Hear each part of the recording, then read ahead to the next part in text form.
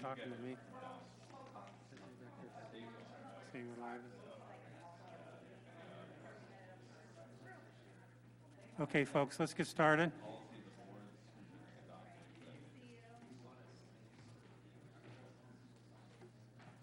Good evening.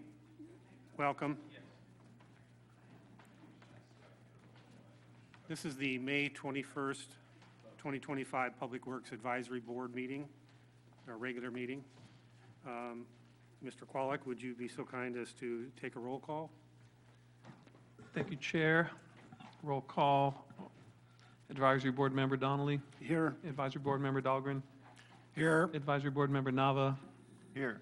Advisory Board Member Godet Cross, I know is not in the country for this meeting, and then Chair Hill. Here. We do have quorum. Okay, at this point, we will observe a moment of silence.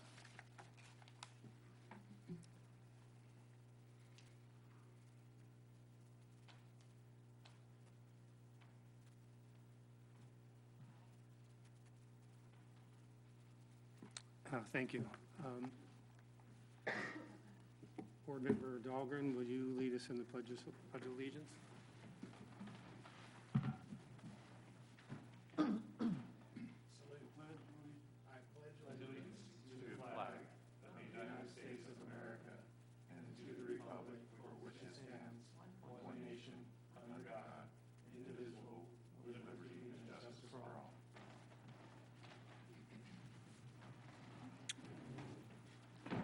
That brings us to announcements. Any announcements from any of the PWAB members? Well, like you were just talking earlier, I got a tour of the old wastewater treatment plant and the where the old desal building used to be with the brine water reverse osmosis. So that was very educational. Thank you, Greg, for doing that, and Damaris. Likewise, I found it enlightening and a big project ahead of us there, for sure. Yes, and I was at the tour also, and it was a very nice tour, and also spent a little extra time talking about critical spares, some of the others questions I had prior at the last meeting, and also they were showing some of the upgrades they were working on their own also, so it's a very good job that they're working on. Okay. That brings us to, let's see, where are we here? Public comment. If there's any items that people would like to address that are not on the agenda, now would be the time to do that. Seeing as there's none, AGP, do we have anybody in the queue for public comment? There are no raised hands in the queue. Thank you. So that brings us to the consent calendar. Do any of the board members wish to pull an item that's on there? No, okay. Is there any board member discussion for this item?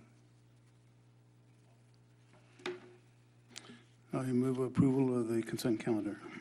And I'll just jump in. We'll just need to do public comment first. Didn't you just do that? We did public comment for items not on the agenda. Okay. The consent just usually has one public comment, period. So is there any public comment on the consent agenda for this evening?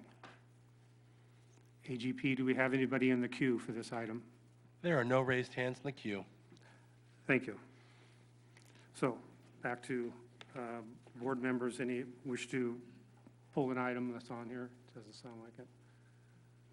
Okay, so you made a motion. Move to approve the consent calendar. I second. Board Member Nava. Yes, I agree. Board Member Hill. Aye. Board Member Dahlgren. Yes.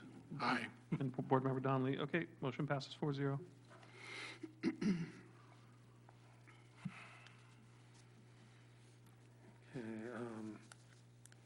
the next item on the list are the business items. Do we have any public comment on the business items that's in front of us tonight? Anybody in the audience? So this is for item 1. We'll have to take separate public comment for each item. Okay. Okay, so item B1, which is the water reclamation project update. AGP, is there anybody in the queue for this item? There are no raised hands in the queue for this item. Thank you. And you have a presentation, Director Qualic? Thank you. Yes, we do, and that will be led by Utilities Division Manager Damaris Hanson. We also do have some consultants who are involved with this project, specifically with Canon, here tonight, as well as our project manager for recycled water component of the WARF program, Dan Heimel of Confluence Engineering. I'll let Damaris take it from here. Thank you. Good evening, PWAB. Tonight we will be, excuse me, going over the water reclamation facility recycled water project update. There are several items in this staff report, so I'm going to go through each item separately. I will ask that we go through each item and then we can ask questions about each item. There are 5 separate items on here, just for help for consistency of it. So the first item we're going to go through is the fiscal year 2025 quarter 3 report for the recycled water. And I'll turn that over to Dan to present for this. Thanks, Damaris. Yeah, members of the PWAB, happy to present the Q3 PWAB quarterly report for the WARF program.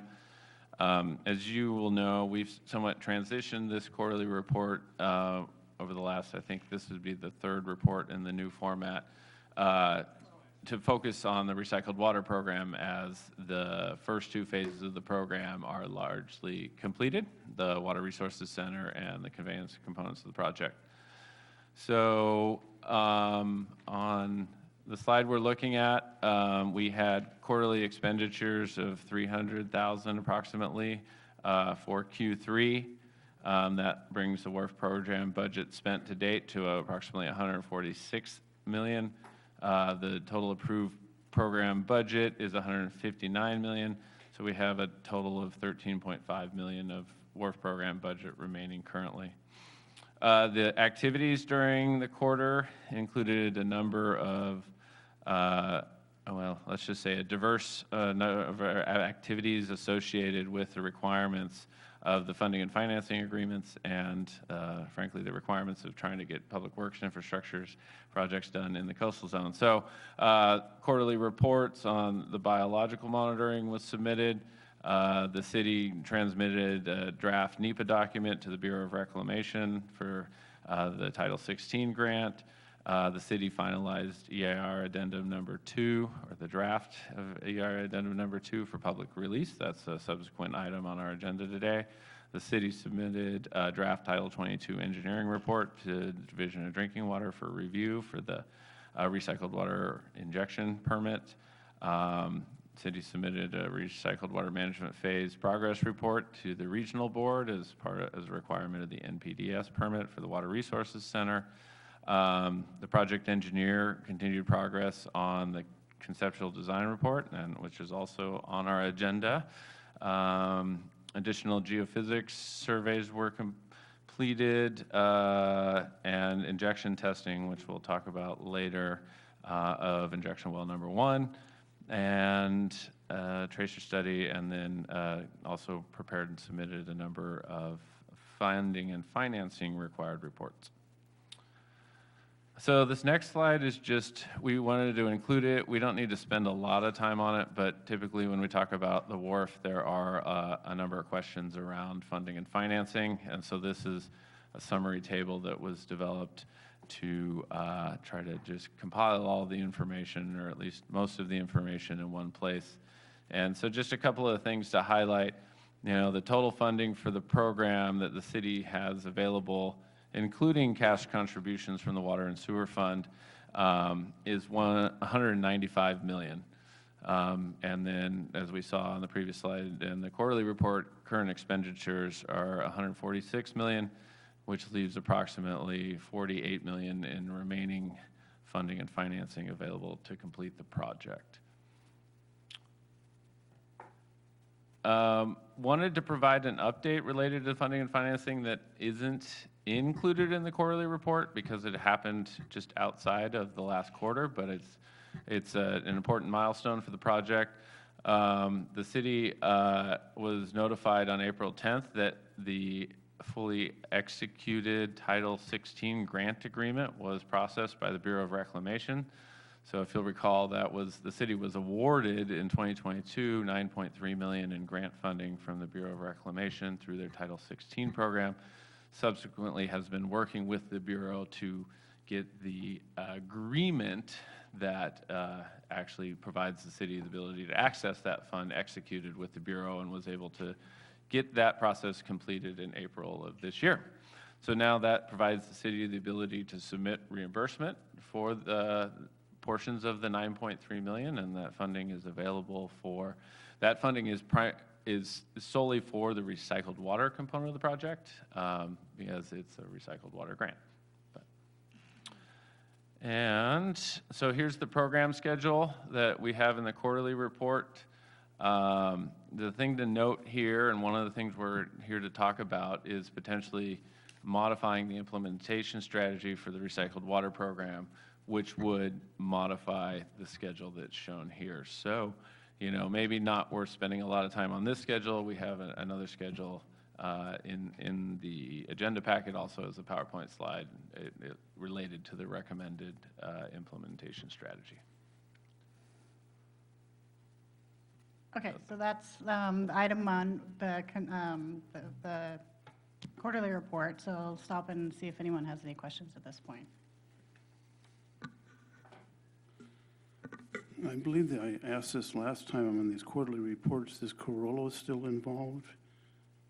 No, Corolla is not. Oh, okay, all right. I was just wondering, because I thought they were supposed to be doing, or at least assisting in this. They started it, so they're off the table altogether on that. Do we do anything with Corolla anymore? Yes, we use them for permitting purposes for DDW, for the recycled water. Some of these things that you mentioned in here about the biological opinion, your feedback you got on the Bureau for the National Environmental Policy Act, and all these things, where can we find these documents? And it says in the environmental assessment it'll be done in 2025. Do we know when in 2025? We don't, unfortunately. You know, there have been a number of changes with many federal agencies, you know, in recent months, and one that has impacted the Bureau. And so while we're gracious that they were able to execute the agreement, they have indicated that they are a bit understaffed in certain areas. So they don't know exactly when they'll be able to get the environmental assessment approved or processed through their process. Is the draft NEPA environmental assessment available for the public to review? Not yet. It's an admin draft at this point. It's been submitted to the Bureau for their staff to review, but they have their public process that they will go through, and so it will be, once they've had a chance to review it, it'll become publicly available, and people will be able to comment on it. In the biological opinion, your report, I guess that's with the U.S. Fish and Wildlife Service. Is that available? I'd have to look to see. I don't know if that is, I mean, it's, I don't know if it's on the website, I guess. I mean, if somebody wanted to see it, they could request that. I don't know that historically all of those reports have been posted on the website, but we're open to direction from the city. You also mentioned about the draft Title 22 engineering report. Is that available? That is not, similarly to the NEPA document. It's sort of an admin draft that's been shared with the permitting agencies. It'll have its own public review process once they've had a chance to review it and bring it forth. So also mentioned at the basis of design report that that it'll continue to be updated. Does the Division of Drinking Water know that it's still evolving? Yep, we had a meeting with the Division of Drinking Water 2 weeks ago, so we're in ongoing dialogue with them, and so they're fully up to speed on project status. Which district are you working with the Division of Drinking Water? Is it Sacramento? It's Glendale? Or? both. Well, I shouldn't say both. I mean, I always forget the numbers because the DDW has their own regions and the regional board has their region numbers and then, DDW is Region 6, and that's in, it's Carpinteria. Carpinteria. So it's the Carpinteria office, but it's not limited to the Carpinteria office because for these types of projects, they, the Carpinteria office is, they're focused more on your traditional water systems, but for an IPR program, they bring in the recycled water unit of the Division of Drinking Water, and so it's a group that specializes in these types of potable reuse projects, and I think, so they're based, I think they're not necessarily, they're not based in Carpinteria, I can say that. Yeah, I think initially we were working with Glendale of all places, weren't we? There may have been some recycled water unit DDW folks out of Glendale. Yeah, I'm not exactly sure where their offices are as they kind of support DDW. Well, they have a statewide role. Then you mentioned that the city staff and the team are continuing to prepare the draft report of waste charge permit or application. Both Q1 and Q2 and now Q3 say exactly the same thing, so that's 9 months. Is there no progress to report on those? It's 9 months worth of time and just the same thing over and over again. There's progress being made, and we anticipate having that draft application available soon. The priority has been on the engineering report, as that has a longer critical path through the regulatory agencies, but progress is being made on both, on the report of waste discharge. And also under engineering design, ongoing activities, it says that the project design engineer continue to prepare the recycled water pipeline injection well equipment design. That too has been repeated now 3 times. Is there no progress on that? We've got progress to present tonight on that. Okay. Also, it talked about the project design engineer continue to investigate the abandoned desal feed line pipeline. That again has been repeated 3 times. It's exact word for word. It hasn't changed at all. And we've got progress to report tonight on that as well. Then and also, and I brought this up the last time about the project design engineer continues to prepare a test plan for flow and pressure testing of the IPR line. And I'd mentioned that was a requirement of the contract for the conveyance pipeline contractor. So why is the city doing it? I mean, anytime you do a pipe, you need to test the pressure. they did the original pressure testing and everything with the construction project of it. So we're testing it again for pressure? We were testing it again just to make sure that we didn't have any other issues with it. So was it ever disinfected? Yes, So you're going to disinfect it again? yes. What do you do with that wastewater after testing? Where does that go? It depends on when we do it, where we have the disposals. We can actually discharge it back into one of our pump stations, put it back to the plant if we needed to.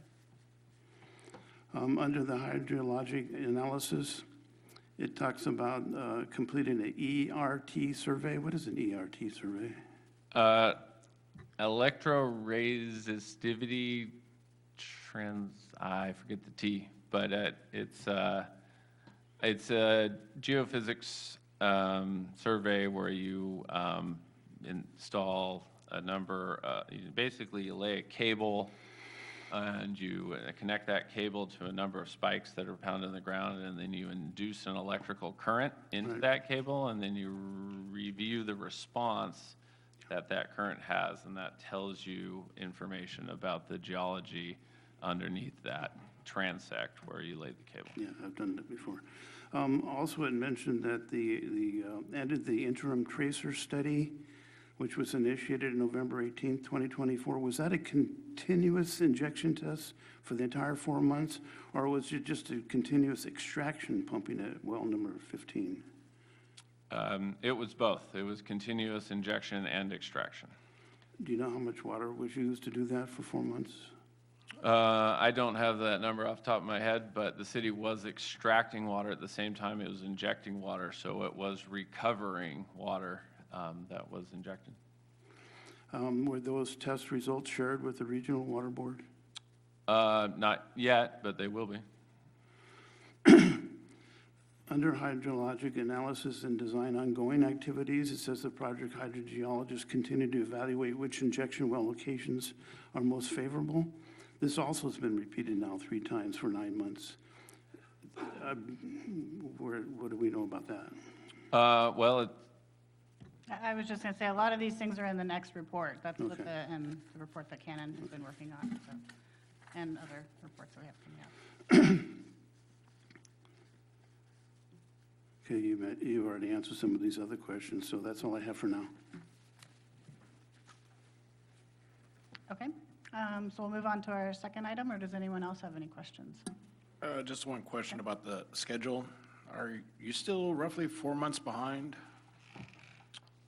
the design effort is, I would say, probably in a similar level of delay, and a lot of that delay has been associated with trying to pick the specific locations for the injection wells. And so the question about, what has been the ongoing activity, some of the ongoing activity related to hydrogeology, which then informs the recommendations for the next injection wells, has been the injection test and tracer study that we'll talk about later.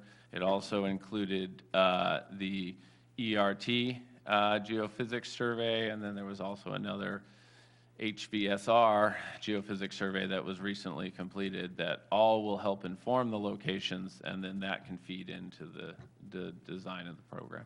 And I'd just like to comment on that. The project team has made a strategic decision to put a focus and emphasis on the site location and also the travel time of the injection wells.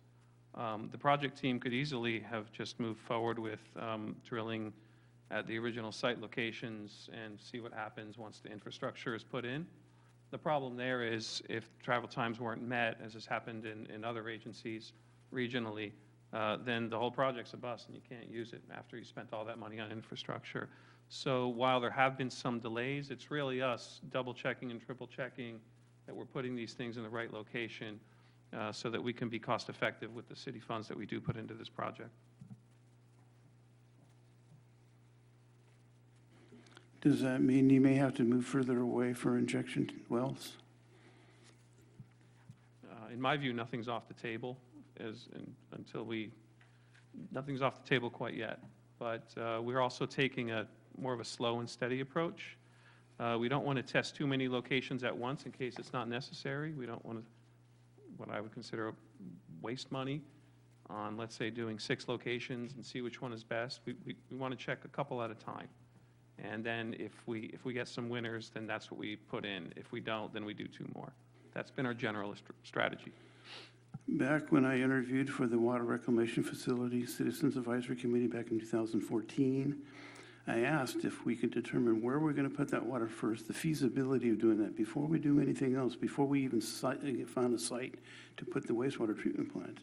And so we're still now trying to figure out where to put the water. It would have it would have been a nice, it would have been a blessing to this project team had that work been done in 2014 for sure. We wouldn't have to do it right now. As it was, the project team kind of split off the project so that we could focus on it. Our project manager at the time really wasn't going to be able to do that, and they had indicated that to us, and so we really didn't start this work, I would say, till 2022 or 2023. So I understand that the project has a long history, and there's a lot of perhaps missed opportunities over the years, but we're doing the best we can with the project that we have right now. Is there an expectation from the lending agencies, WIFIA, State Water Revolving Fund people that they think you should be under construction soon? It's a good question. We have not received that kind of pressure, and in fact, just because we have been making progress on this project, we've received indications that we may be able to even extend some of the timelines. And that's recent conversations that we've had, especially with the state, which is one of the main funding sources for the recycled water portion. And I'll just add that, again, when I talked earlier about the strategic decision to make sure we get the location of these injection wells right, that was also under the understanding that we do have some flexibility with these timelines. If the timelines are at risk, then we might have a different strategy. But it was our understanding, and also with the grant that Mr. Heimel mentioned earlier, $9.3 million, which I believe is the largest grant the city's ever received in its history, that with that flexibility, we're able to really dial in these locations.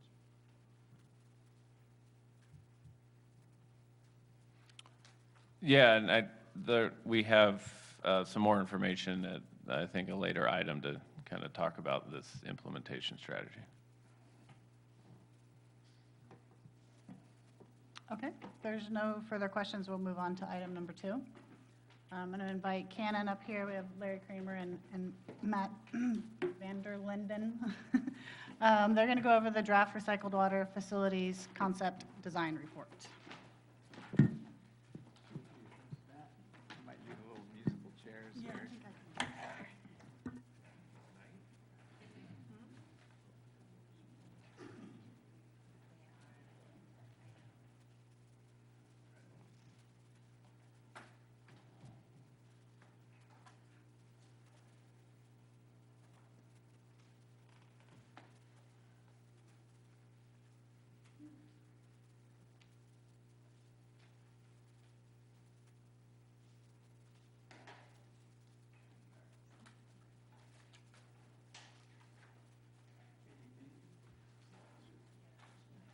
Okay. Good evening. My name is Larry Kramer. I'm the Director of Water Resources for Cannon Engineering out of San Luis Obispo. With me tonight is Matt Vanderlinden, who's a Senior Principal Civil Engineer with Cannon as well. And Larry, just, Okay. we would sorry. be remiss if we did not mention that Larry Kramer is a former City of Morro Bay employee, former employee of the Public Works Department. Thank you, Greg. I have a little post-traumatic stress disorder from about 25 years ago. I was here in the year 2000. And when I was here, our big issue then was the MTBE and the gas station, if you all remember that. Yeah, that was my first project when I came to the city. But it's nice to see now that it's all cleaned up, and it's a sense of pride for me anyway. So good to be here. So we're here tonight to talk about the recycled water facility design project. As the rest of the team mentioned earlier, we are tasked with the design, and so we're here to give you a summary of where we're at with the conceptual design report. So next slide, please. So the outline for our presentation, we're going to start it out at a higher level, talk about the background and purpose, go through some of the design strategies and criteria that we're looking at, and then do a deeper dive into some of the major components that you see on the screen here. You'd mentioned the desal facilities. We're going to talk about that. Non-potable water reuse at the park and the high school, so we're going to touch on that. All the different variations of the pipeline alignments, potential alignments. We believe we have a good alignment, and we want to review that with you. And then talk about some of the specifics of the wells themselves, both the injection, where they're at, and some of the equipment that's going to be installed on each of those wells. And then we'll wrap it up with a slide on our cost opinion. A little bit of background. So again, we're here to talk about the final component of this project, which is the recycled water facilities. Earlier components include the Water Resource Center, as you know, as well as the pump stations and pipelines that are conveying both the raw wastewater to the plant, but also the purified water that's going to be delivering to this project. Next slide, Matt. This is a project overview, so you know there's pump station A, there's that pumps to pump station B and up to the work plant. And also constructed in that project was what we're calling the IPR line, which runs back from the plant down to adjacent to the Vista property once it gets down the hill. And so our project limits are really focused on the purple area you see there in the map, and that is our study area. So the main components of our design will be the drilling and casing of 2 to 3 new injection wells. We'll also be designing and equipping the existing injection well that's been tested for the last several months, as well as 2 or 3 additional injection wells. And then we have about 1 to 2 miles of pipeline that'll connect that existing IPR conveyance pipeline with the new injection wells, and then possibly doing some irrigation using this water and a fill station. The main purpose, again, of this project is to inject the purified water into the lower Morrow groundwater basin. Very straightforward purposes: recharge the basin, bolster drought resilience, and protect against seawater intrusion. And now I'm going to turn it over to Matt. We're going to go into some of those components with a little bit on the criteria and strategy. So go ahead, Matt. Okay, great. Thank you, Larry. I wanted to just start by thanking the board for the opportunity to be here. So our conceptual design report, sorry, that's a little loud. Our conceptual design report is basically geared to identify different options and alternatives for various aspects of the design of the project, and then evaluate those different alternatives in different aspects of the project and provide technical recommendations to your staff in the city. So to do that, some of the design strategies that we're focusing on are to maximize the annual injection capacity. So we want to design facilities that will allow you to inject as much water as possible. I was going to just mention, before we came up to the table here, there was a question about the injection testing that was being done, and I did a quick calculation. So over those 4 months of injecting, 4 months of injecting, we injected somewhere between 40 and 45 acre-feet. And actually, that was not done by Ken, and just to clarify, that was performed by the city's other hydrogeology consultant, GSI. Yeah. So anyway, the second main strategy is to minimize air entrainment. So one of the important things is, as the water's coming down from the treatment plant and coming down that IPR pipeline, if there's any water entrained air in the water, we want to purge that air out of the water while it's coming down the pipeline and at the wellhead.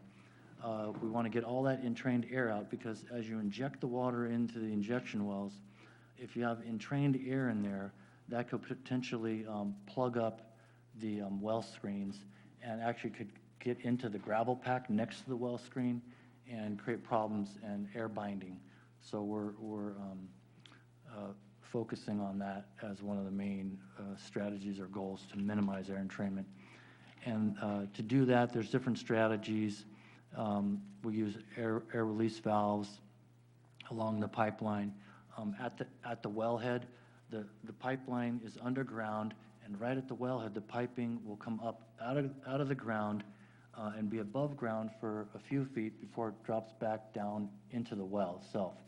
So in that raised section of piping, just before it goes down, that's an area where any air that's in the line or entrained air, because it's a high point right there, the air will accumulate there, and we'll have air release valves there to purge all that air. So that's another thing. And then the use of flow control valves. We can use flow control valves in that same wellhead piping, or there are downhole flow control valves that I'll talk about here in a minute. And then the third thing is to maintain high injection rates. So in addition to maximizing how much you can inject over the course of a year, we want to design the piping and all the facilities to maximize how much you can inject at each well. So for example, it's not really in the presentation here, but one of the strategies is to allow the wellhead to be slightly under pressure. So let that water that you're injecting mound up inside the well and be slightly under, just a little bit under pressure, not too much, because you don't want water to ooze out of the surface. But that's one thing that we've looked at. Also, we want to locate the wells in the most favorable locations, as was discussed with the questions. So the hydrogeologists are focusing on that, and they'll be, providing their recommendations to the city staff, and then Canada will implement based on that. So some of the design criteria, the initial goal for the initial phase of the injection wells is to inject 412.5 acre feet per year. That results, or that equates to about 300 gallons per minute on average. And the final goal is 825 acre feet per year, which equates to about 600 gallons per minute. So for that initial phase of 300 gallons per minute, that equates to an average injection capacity of about 75 gallons per minute per well. So if you had 4 wells doing 75 gallons a minute, that gets you to the 300. And if you're injecting 300 gallons per minute, you'll achieve that 412 acre feet. But as the first bullet indicates there, as the first bullet indicates, to be conservative, we're not assuming that we can inject 24/7, 365 days of the year. There will be periods of time where, because of rainfall, seasonal groundwater levels will be higher, so we won't be able to inject as much. So we'll have to pinch back the injection. And there might be some equipment failure that has to be repaired or something, there's always maintenance and things. So the wells will be out of service, we estimate, about 14% of the time. So to be conservative, we've based it on 86% operational efficiency. Okay, and I'm going to let Larry talk about the seawater desalination pipeline reuse. So it sounds like most of you know the city had a older desal plant that was put in the 90s.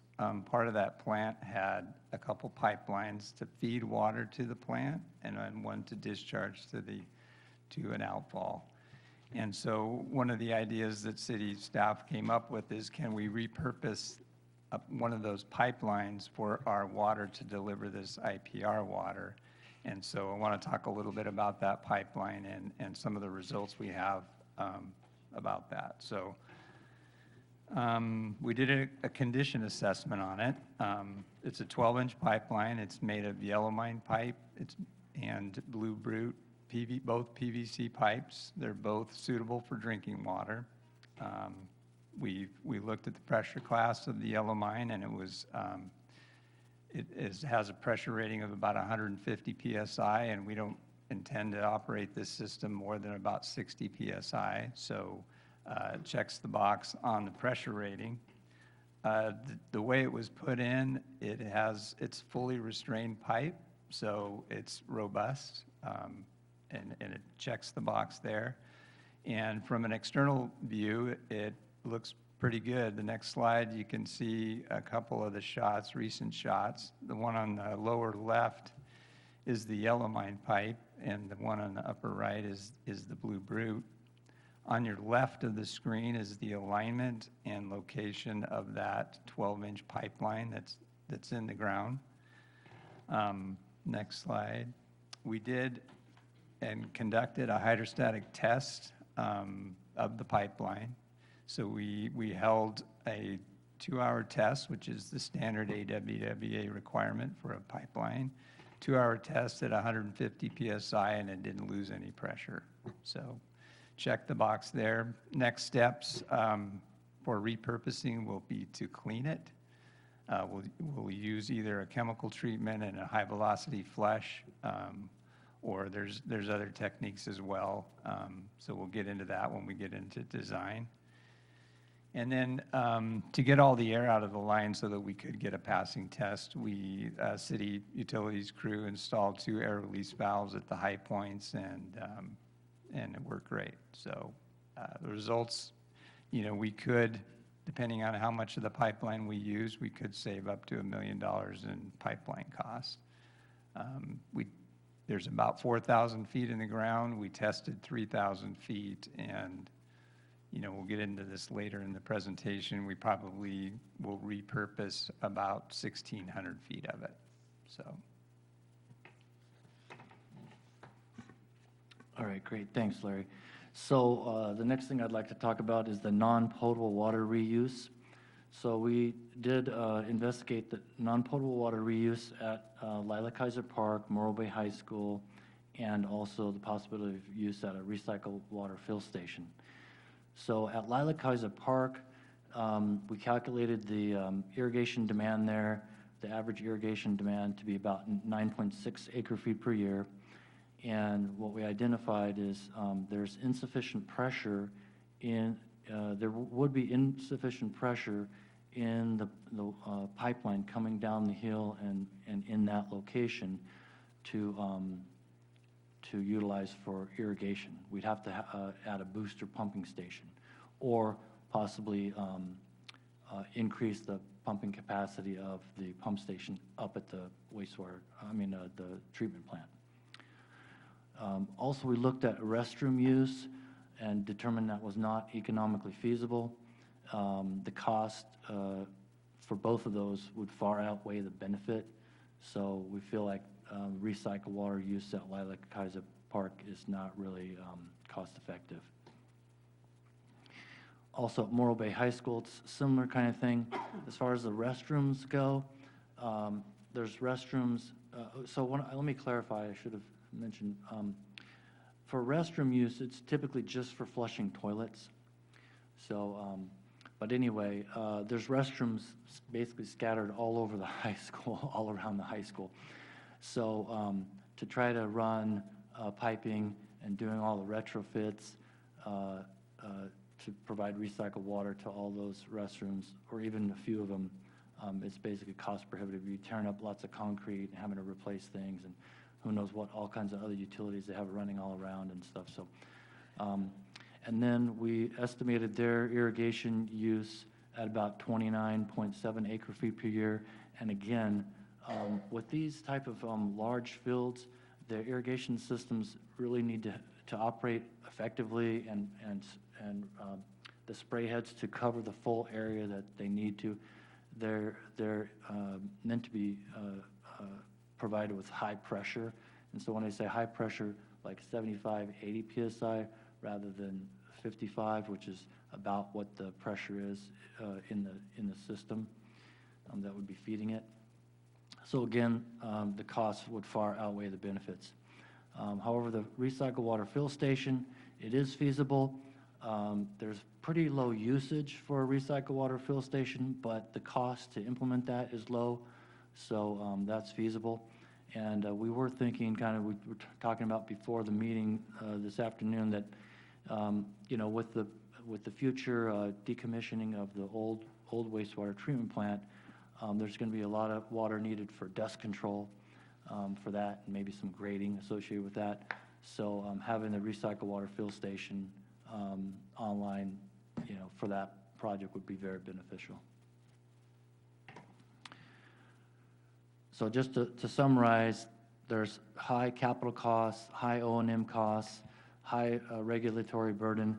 One thing you may not be aware of, maybe you are, but with recycled water usage, the city would be responsible for basically the oversight of the users. And so, for example, the city would be responsible for training the maintenance people at the high school that are responsible for running the irrigation system there. And anytime that person changed, the city would be on the hook to retrain the new person. So your permit with the state for doing that would have that as a requirement. So that adds burden on the city that may be undesirable. And then again, there's limited benefit. So we don't recommend the non-potable recycled water use at Lila Kaiser Park or the high school. And we felt that for the city of Morro Bay, the best and highest use of this IPR water is, in fact, to just inject it into the aquifer and use it that way. So as Larry mentioned, we've got this IPR pipeline that's coming down from the water treatment plant, or the treatment plant, down to the to this area where the injection wells are going to go. Well, that pipeline ends, it's on the west side of Highway 1 there along the bike path, and the pipeline ends there. And so from that pipeline, we're going to have to make what we're calling branch lines. So we have the IPR pipeline coming down the hill, and then we have these IPR branch lines that feed off of that are going to go to each of the injection wells to provide the water for injection. So there was a previous study. They evaluated multiple alignment alternatives. The 3 top alignments that they determined were feasible was the Vistra North alignment. That's basically on the north side of the Vistra property. The LS2 Vistra South alignment, which is kind of like along the south side of the Vistra property. I'll have a figure to show you in just a second. But and then there was a Surf Street right-of-way alignment that follows Surf Street and then kind of goes down the hill through that parking lot out to the Embarcadero Road there. So the previous study identified the Surf Street alignment as being the preferred option. But it was a preliminary study. Canon looked at this in more depth at this time, and we identified a 4th feasible alignment. And also, we identified that something that was overlooked in the previous study was horizontal directional drilling. So the previous study for this Vistra North alignment, they actually did look at the possibility of horizontal directional drilling, but they determined, they felt it wouldn't be feasible. But Canon has a couple experts in our company that we've done quite a few horizontal directional drilling projects. We're up to date on all the technology and the latest capabilities, and we revisited that and determined that, in fact, for that Vistra North alignment, horizontal directional drilling is in fact feasible and completely doable. So, Yeah, and that's, if I may interject, that's one of the things we've been talking to Vistra over the last couple months, is to try to get some buy-in on that alignment, because it will require an easement amendment. The city has an easement through there, but it doesn't quite align with our plan for the HDD. So they seem very amenable to it, and we're making good progress on that. okay, great. So I don't have a pointer, but on the bottom of the image, there's the purple line. That's the Surf Street right-of-way alignment. And then the light blue and red on the lower left and on the left-hand side, that's the existing desal feed line, the blue, light blue, and the red. And then the kind of medium blue color near the bottom, segment 2A, that's the Vistra South alignment. And then the multicolored one with the tan and the brown and the kind of, I don't know what color that is, purplish color. That's the Vistra North alignment. And so those are the 3 alignments from the previous study. So this figure, if you can see segment 11, it says segment 11 HDD, and then it's kind of basically in the middle of the screen, that kind of turquoise color. That's the 4th alternative alignment that we identified. That would also utilize horizontal directional drilling, and then go through the city storage, vehicle storage facility there to the north. But at the bottom is the Vistra North alignment, shown in kind of the mustard color, the 2 different yellow and mustard color, and the purple. So that the section in the middle, that sort of browny mustard color, that would be where we'd run the horizontal directional drilling. So we'd have PVC pipe feeding on both ends, and then in that middle would be HDPE, which is a flexible, high-density polyethylene pipe that's a flexible, bendable pipe, and that would be the horizontal directional drilled piece in the middle. To evaluate the alignments, we looked at these different 7 criteria: traffic impacts and public inconvenience, cultural resources impacts, environmental impacts, stakeholder risk, utility conflicts, constructability, and long-term reliability. And that Vistra North alignment using the horizontal directional drilling, that's the HDD acronym there. That's the method that's recommended and the alignment and method that's recommended.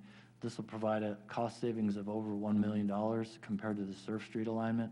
And the pipeline size would be 10-inch, and as I mentioned, PVC on both ends and HDPE in the middle. And then the laterals coming off of that to each, right to each wellhead would be 6-inch PVC.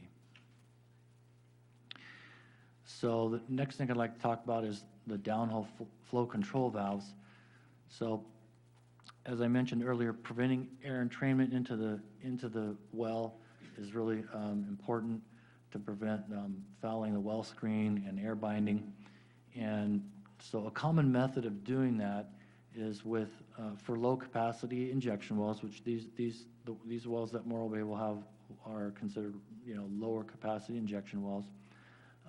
So a common way of doing that is having the air release valves at the wellhead, and then with modulating valves to control the flow, and then having a downcomer with orifice plates. So a downcomer is just a small diameter pipe that goes and drops down into the well, down below the water surface in the well. So that's a common way of doing it, but to make sure we had covered all the bases and are providing the best design possible, the city staff wanted us to look at alternative methods and look at downhole flow control valves. So there's a few different types of downhole flow control valves. There's actually just 3 valves on the market available: the Baske Inflex valve, the 3R valve, and the ASR Resources V-Smart valve. And so just briefly, the Baske Influx flow control valve, there's no power required to operate that valve, so that's one advantage.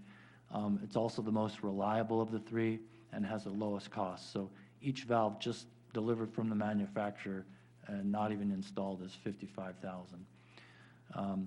The 3R valve, it's electrically actuated, so you have to have power for that valve to function. It does jet water laterally out of the valve inside the well, which is actually a disadvantage because that lateral spraying out of the water from the bottom of that valve, it could penetrate through the well screen and disturb the gravel pack, and there's potential for some negative impacts of that. And it's also the highest cost valve at $170,000 each. The V-Smart valve is kind of in the middle there. It's electrically actuated. It's the smallest size of the 3 valves, so that's kind of an advantage. And it does have a full internal port, so if you are going to use backflush pumping to clean the well screen, it provides the least resistance, and you got the best flow through the middle of that valve on your backflush pumping. But it's also $98,500 each. So they're not cheap.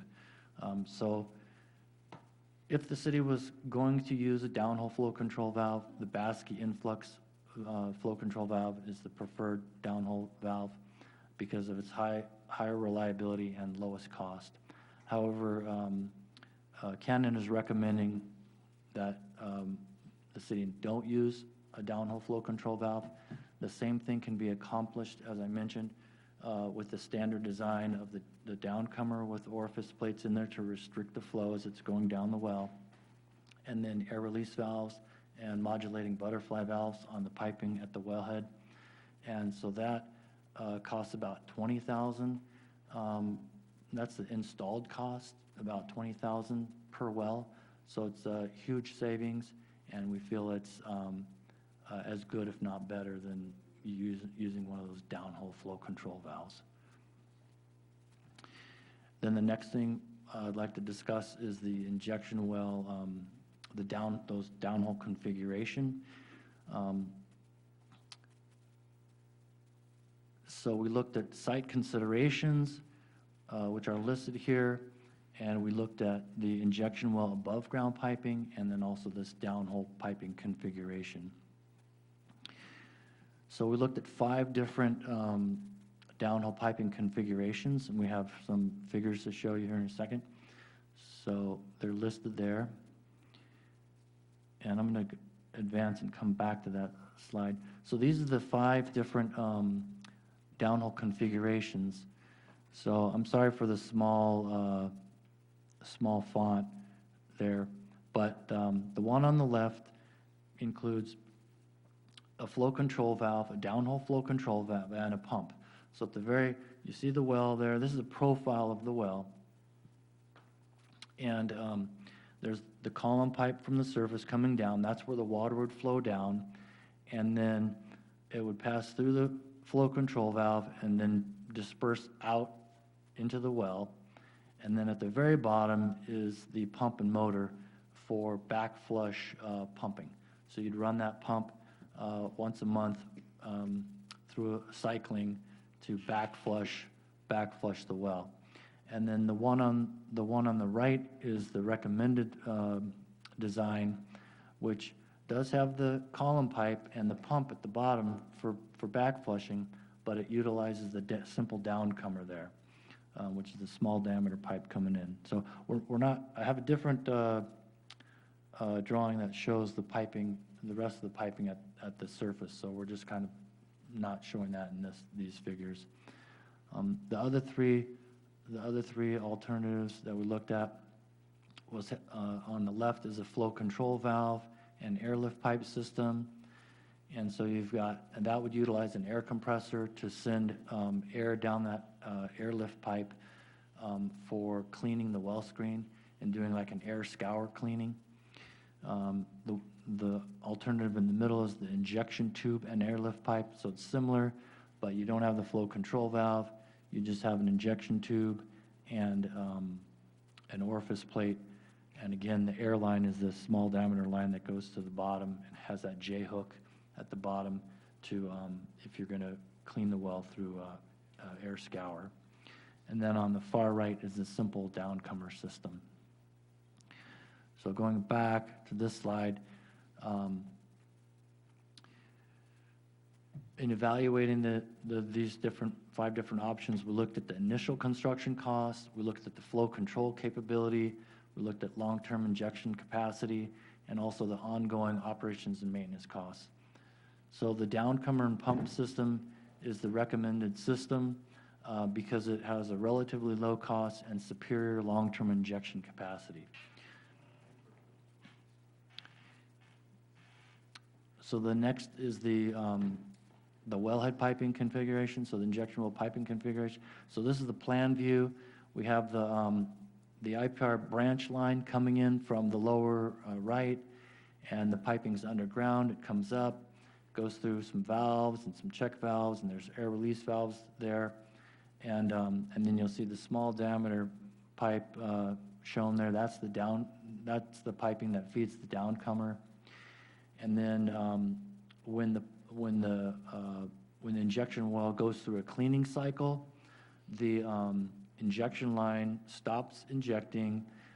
The pump would fire up and draw water out, just like a regular production well. Draw water back out, and so that motion the pump would be surged and go through some cycling, and that motion of water coming in and out back through the well screen would clean that well screen and flush all that water up and out.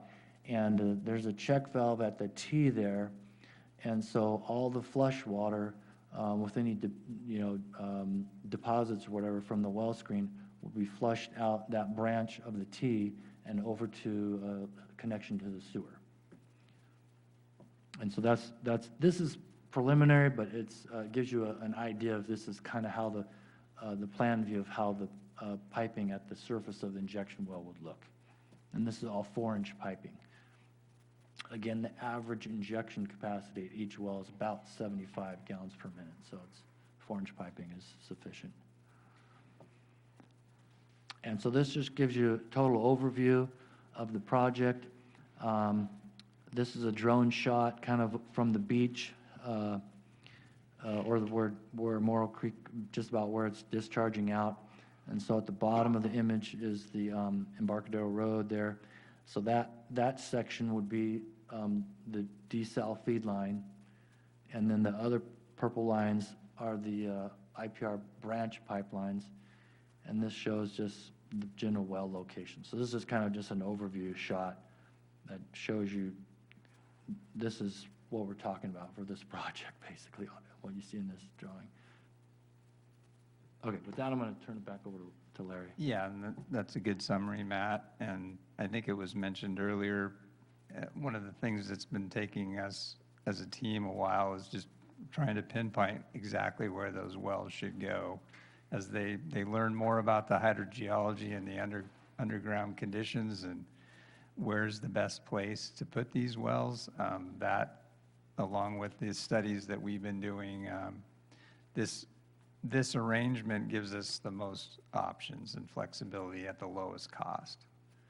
So if we go to the next slide, we'll summarize that. So the desal feed line, that's a worst case cost of $486,000 if we were going to clean the whole 3,000 feet, but we don't think we need to do all of that.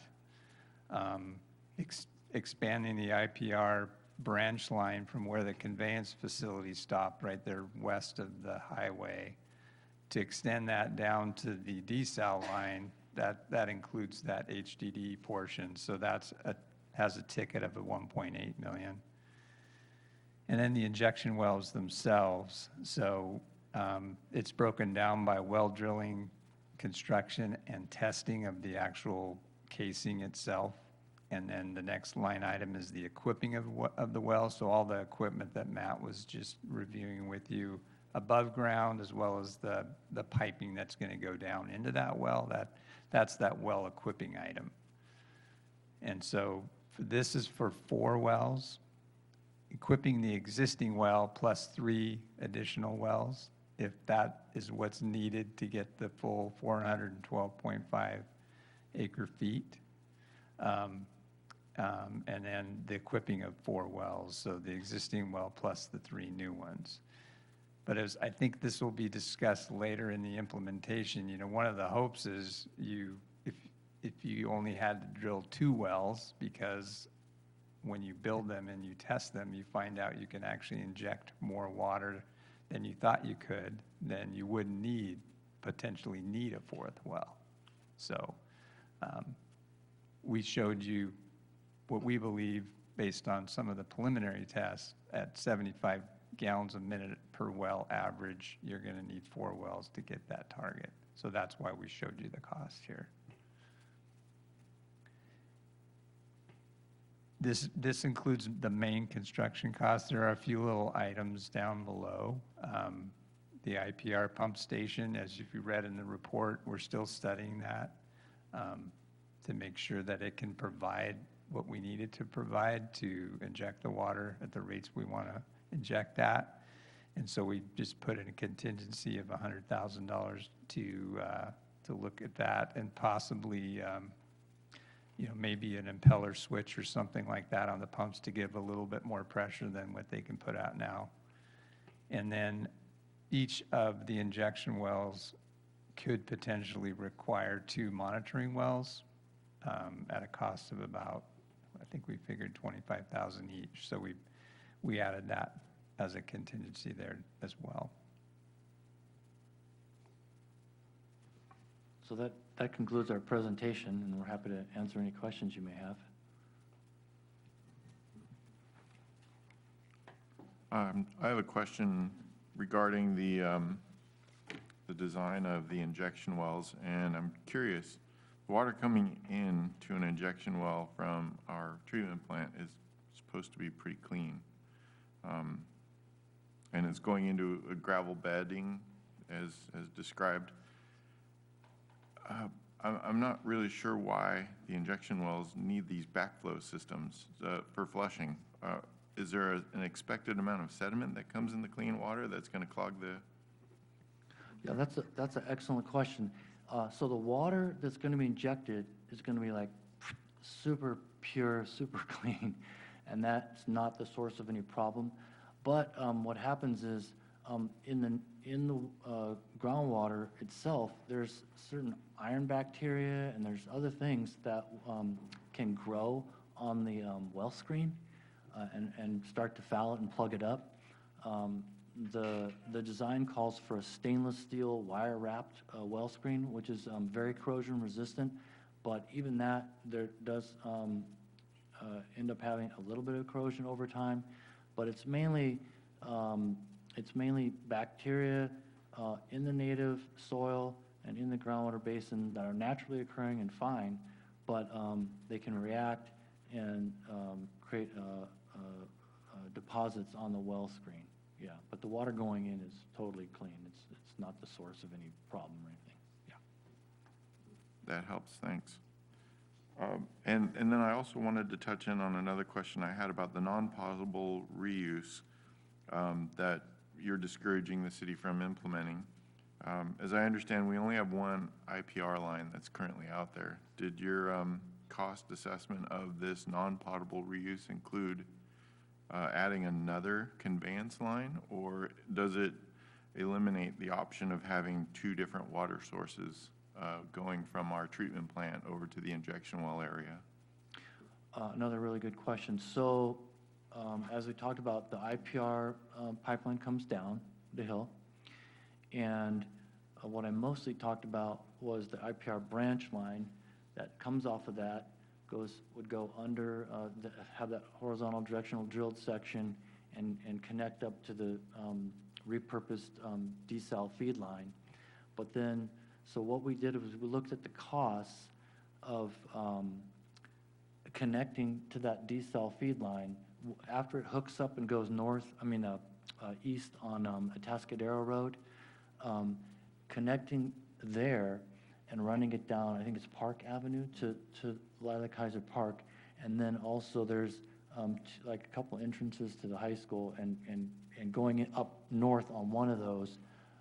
And so we looked at the cost basically of a branch off of that repurposed desal feed line down Park Avenue up to the high school to the field area, and we did a rough cost of all that piping and the connection and having a service and a meter at the end with a meter box and a pump station, and so really the irrigation systems that are there in the ground, they don't really need to be retrofit or anything.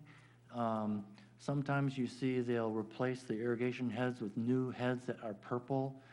Now, they would have to do a bunch of signage, that would be, and identification that, hey, this is being irrigated with recycled water and all that, and we included that signage and some minor irrigation retrofit in our cost analysis, but yeah, so I think to answer your question, I hope I'm answering your question, it would take a branch lines off of Atascadero Road in both directions to bring the recycled water to the locations of use.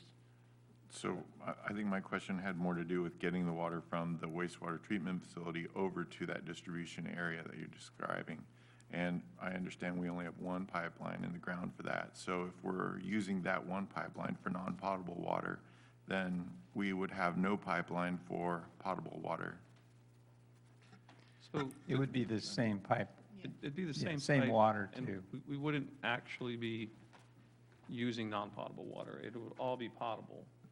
Just we would be using potable water for irrigation. Then why use the pink pipe? Well, why call it non-potable reuse? And, yeah, so good question.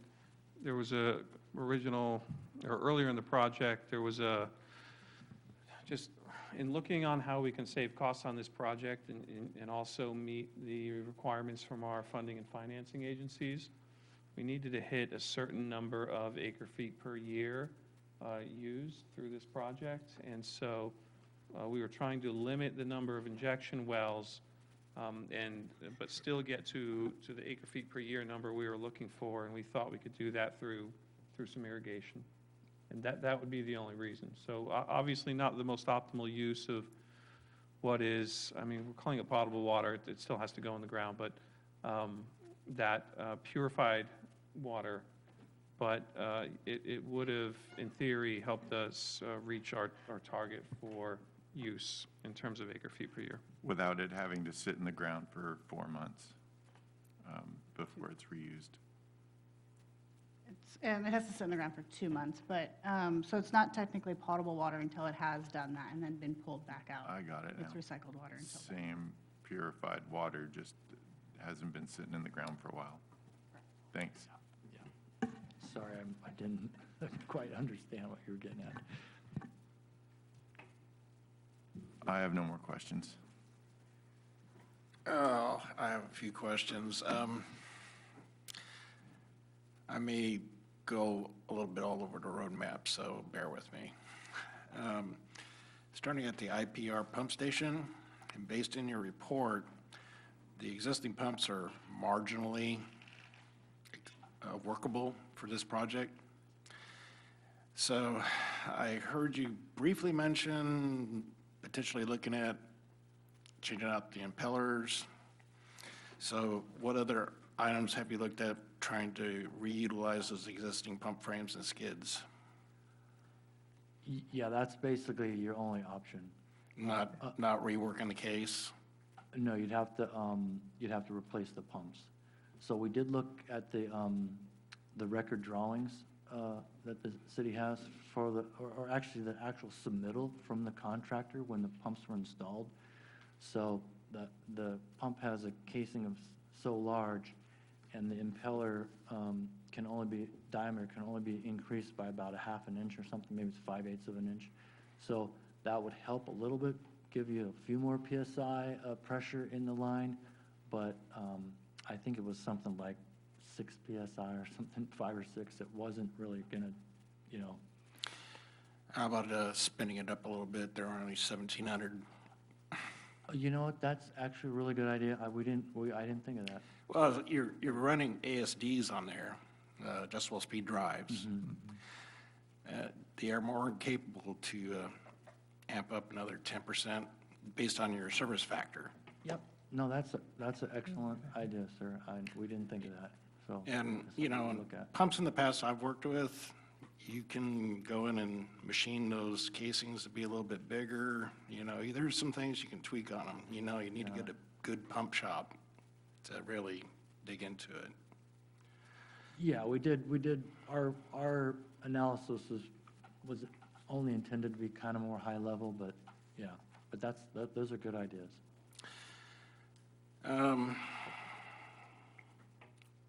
Let's see.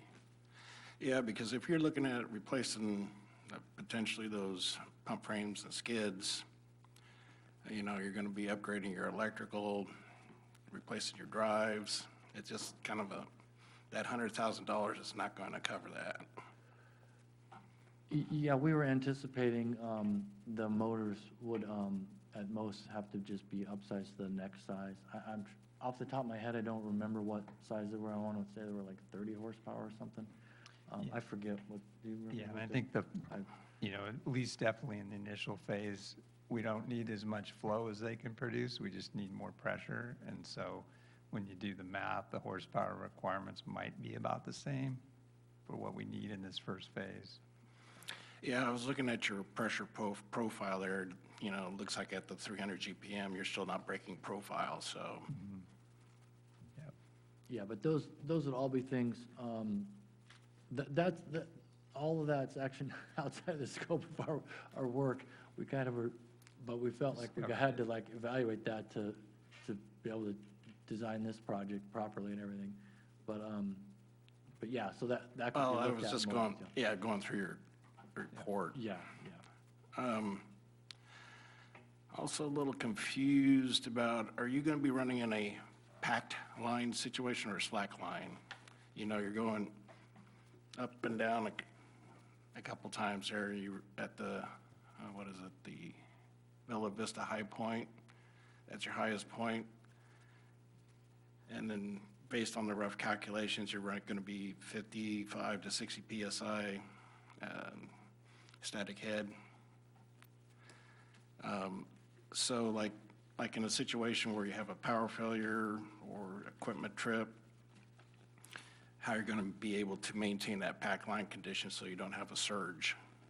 Yeah, that's a really excellent question too. And we had one of the city staffs, Mike Winsel, I'm hoping I'm pronouncing it correctly. He had that very same concern. We had a couple lengthy discussions about that. And so one of the things that we'll be doing is having a pressure sustaining valve on that wellhead piping at each injection well. So, but that's something we'll be addressing with the details of the final design. Yeah. Yes, I've had to deal with back pressure control valves to maintain line pressure. And since you're already running at 60 PSI, you don't have much wiggle room there for a surge event. Right.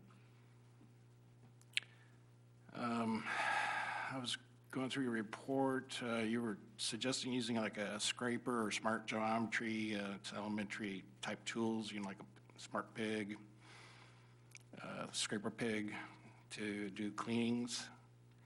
Well, we looked at a variety of different ways that the existing desal feed line could be cleaned, but based on our assessment at this point, we felt like you don't need to do anything super aggressive. The chemical treatment and then the high velocity flushing is one approach.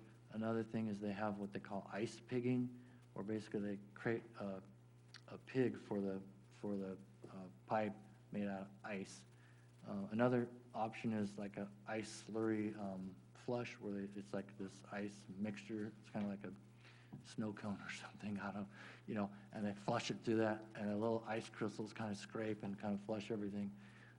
So all of those methods, the cost is about the same, but yeah, so at this point, our recommendation is just, chemical treatment and then flushing it. Okay.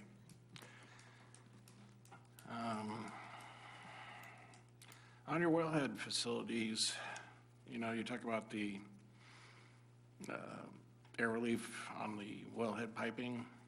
Have you considered utilizing like a air separator, like a separate vessel, have all your flow rate to go in there, go through some breakouts, to increase the amount of decrease the amount of retained air that's in your system? You know what? We did not look at that, to answer your question. I'm not actually familiar with those, but we did do extensive research, and I didn't really mention this. Sorry for the echo there. I worked at Goleta Water District for 11 years. I was their senior engineer and oversaw the operations of all their injection wells. They were actually the first agency in the country to implement groundwater injection and ASR, aquifer storage and recovery. But anyway, for 11 years I oversaw that, and we rehabilitated all their wells. And we found that and also we interviewed and did some site visits with Orange County Water District and LA County Department of Public Works. They both work together cooperatively to operate 2 major injection well fields in LA County and Orange County. So we did a lot of research plus our own experience. And the air release valves basically are sufficient, and that's kind of a standard waterworks appurtenance, so it's easy for the staff to deal with. And but I'm not familiar with the devices you're referring to, but Well, my background's from the oil industry. Yeah. We put those in to break out gases. Right. And so, there's 2-phase, 3-phase separators. There's technology already out there, already embedded. You might need to just reach out to some of the production folks. We could look into that. I would say, again, that we felt the standard air release valve has proven itself adequate, and it's a pretty low-cost item. So, and part of our goal was to keep looking at alternatives to keep the budget down and keep costs to reasonable levels. Yeah, if you're trying to maximize your air separation. Okay. Yeah, we made a note of it. We'll research it, but I appreciate that. Yeah, because maybe we'll learn something new. So thank you. Okay, and then next thing, your control valves. I'm not a fan of butterflies. There are control points like at the last 20% of closure. You'll end up eventually carving out the seat and the valve. I'm more of a fan of the V-balls for flow Okay. control. They're more linear Yeah, across yeah. the, Right, right. they cost a little more money, but, you know, it's gonna save you in the end. You're gonna have less maintenance. And then your downhole. I like to keep things simple. My preference would be, keep your flow control up on where people can work on it if they need to, instead of bringing in a workover rig, pull the well and do a rehab. Right, right. Same thing with your, you know, the downhole scrub pump there. You know, even though the rotary compressor is going to take up more room, you know, there's a mitigation if you're worried about using a gas engine on it. You could always, on the MCC, just have a hookup for electric. You can even use a Kirk key to make sure everything's safe before turning it on. So there's some, I would prefer to try to keep things simple, because the more stuff you put down the hole, next thing you know, you're gonna bring in a rig, pull it out, and then you decide, okay, I'm gonna, you know, since I got it out of the well, I might as well just fix everything. Yeah, we did consider that, and the air scour does have some advantages. Of course, the main one being that you don't have a pump and motor down the well. And at this point, we anticipate doing that cleaning cycle about once a month, and it'll be about an hour to 2 hours once a month. So we did consider that. We also, part of the decision was based on input from the hydrogeologists, and we felt that having the pump and motor down the hole, it's going to provide, it's going to result in less operations and maintenance, and it'll give better results in the back flushing, because you'll be able to pull water through the gravel pack, through the formation a little bit. So we, to a certain degree, we kind of defer to the hydrogeologists, but My preference, you know, always look at maintenance on the backside. You know, you may have a little more upfront cost, but yeah, keep it simple. That's about it. okay, thank you very much. Yeah, thanks for the report. It's pretty good. The schedule that you put together last year, this report was supposed to be done in October of last year, so you're about 7 months behind schedule. And then the final construction bid documents are supposed to be completed by May 26, 2025. That's just 4 days from now. So how far behind is that? Well, I don't know if the city staff want to comment, but part of the delay was doing the additional testing.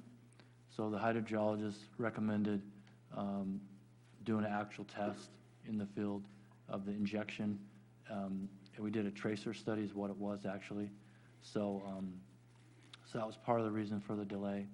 But there were a few other little things that came up during the course of our work that created delays. Do you have any idea when you're going to advertise for construction? I think, Larry, we do have a Yeah, schedule. Dan has that, I think, as part of his implementation plan discussion. Yeah, we've got another item to sort of talk about future phases, so, I mean, it might be just helpful to wait. Also on your report, your title page here, should have your engineer's name, your license stamp and signature, accordance to 6735 of the Business and Profession Code.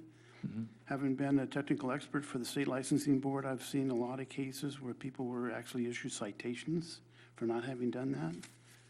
In the back here, Waterworks, they did it. So I'm just telling you. Yeah, we do You should intend, do that, and the city shouldn't accept a document that doesn't have that. we intend to do that. Yeah. I guess our thinking was, since it was a final draft at this point and waiting for comments final comments back. Even if it wasn't final, a preliminary one still should have your name and license number. Again, those have been, citations have been issued to engineers that did not do that. I mean, it's a simple thing, but, you know, watch out. Yeah, it'll be on there in the final version that we submit to you. On page 2, you talk about the water reclamation facilities, the other governing components, but you don't mention that the essential components are the extraction wells themselves and the brine water reverse osmosis facility. So is there enough extraction wells to pull out 825 acre feet a year and run 24/7 all year round? I can't answer that question. That's, kind of Do we know what condition they're in? Because I think at one time you guys were looking for some rehabilitation money to rehabilitate the wells. So we are in the process of rehabilitating those wells.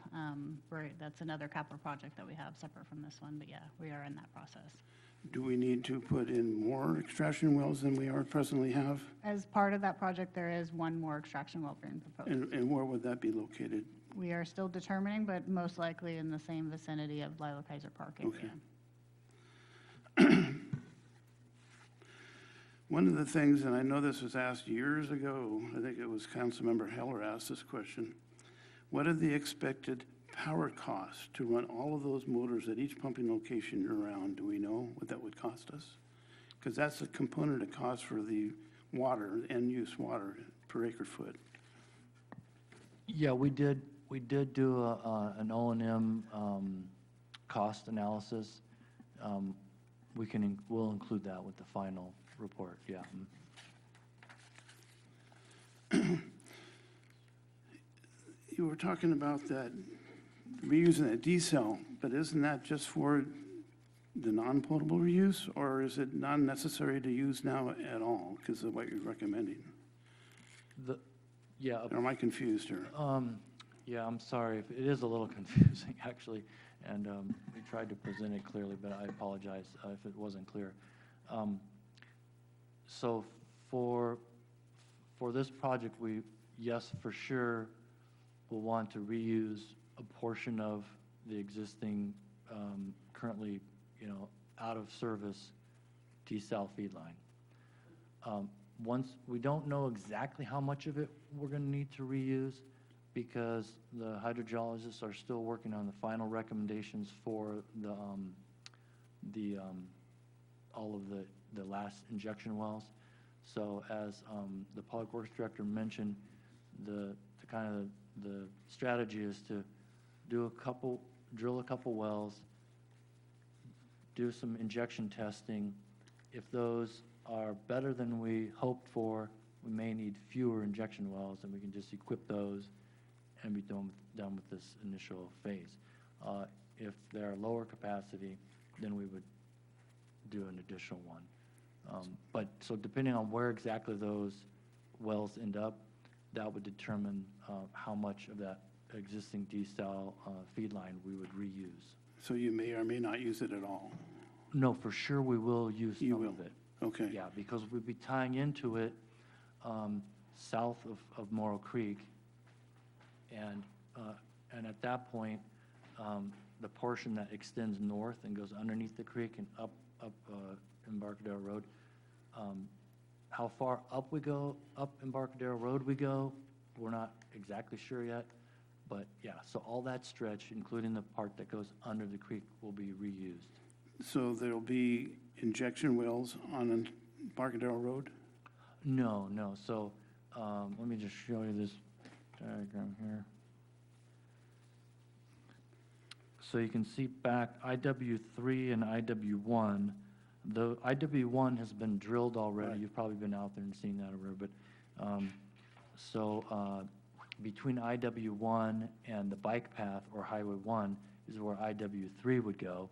Right. And so the new IPR branch pipeline would come off of the IPR pipeline at the bike path, extend west past IW3, past IW1, then go through horizontal directional drilling to get over to IW4, That's the fisherman's storage area. That's what I've been calling it. I don't know if that's. And so then it would become a PVC pipe and continue west out to Embarcadero. And then there it would tie in to the existing, so we'd cut out a section of the desal feed line, cap the south end, the north end we'd tie into and continue north. And that portion underneath Morrow Creek is the existing desal feed line, and it would continue north on Embarcadero. And then from Embarcadero over to IW7, that would be a new piece of pipe going over there. Now, we don't know exactly where IW7 would go yet, and we may utilize more of that existing desal line to the north. It depends on where the city directs us to put the recycle water fill station. So if it's up kind of near that corner by where Embarcadero becomes Atascadero, if it's somewhere there, then that's a longer section of the desal feed line that we would reuse. So depending on where that exactly goes. And so we've been using, you know, all of this water is IPR water. It's highly treated, recycled water. It's not quite yet potable until you run it through the ground for 2 months. So sorry if there was any confusion. Am I answering your question, or? Yeah, so in other words, you want to get it to that injection well number 7, is it?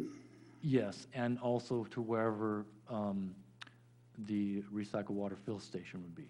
So it seems kind of, I don't know, maybe a little confused as well, but these are downstream of where you're going to extract the water. It seems like you would want to be injecting upstream of where you want to extract them. Is that going to work, or how's it going to work? Well, Basically going to create a mound that keeps seawater out and keeps the fresh water. You can kind of see in that picture where the entire Morrow Valley drains down through here. And so that underflow would essentially be dammed up for extraction. So it'd be the fresh water you're extracting with a recycled water barrier between ocean water and undercurrent. As I understand it, because the old creek used to go over to about where the intake building is at the power plant right now, and the GSI exhibit shows the underground bedrock showing that old path. So that's where your seawater intrusion may be entering. It's from the bay, not from the ocean. yeah, those are all good comments. We're not, the city has separate hydrogeology consultants, so some of this, we're basically just taking their input and direction, you know, through city staff, but, so that's all part of the hydrogeology analysis.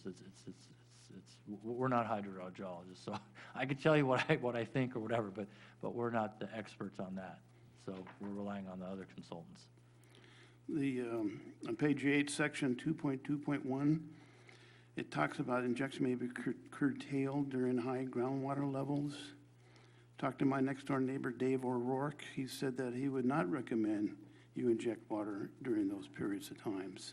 So do we have any idea, like for the last couple of years, it's been pretty high groundwater down there. So we would not be injecting in the last couple of years, would we not? No, that's a really good comment.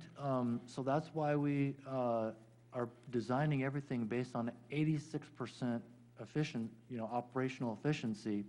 We are assuming that, we did actual analysis that we looked at kind of an average year and wet years. So during wet years, your groundwater is going to be higher. And so when you have an above average water year, I forget the exact numbers we assumed. I could let the staff know, and you know, we did an analysis, so I think it's explained in the report actually, but we looked at so many months where we'd have to cut back by about 50% and so many months where we have to shut off completely. So there are some periods of time, you're exactly correct, that those injection wells have to shut off completely because the groundwater is so high. You're exactly correct. And some months we could, it's higher, but not so high, we can still inject a little bit. And so if we can inject a little bit, we want to try to do that. We don't want to just shut it off when we can still inject a little bit. So that was why we want the modulating valves.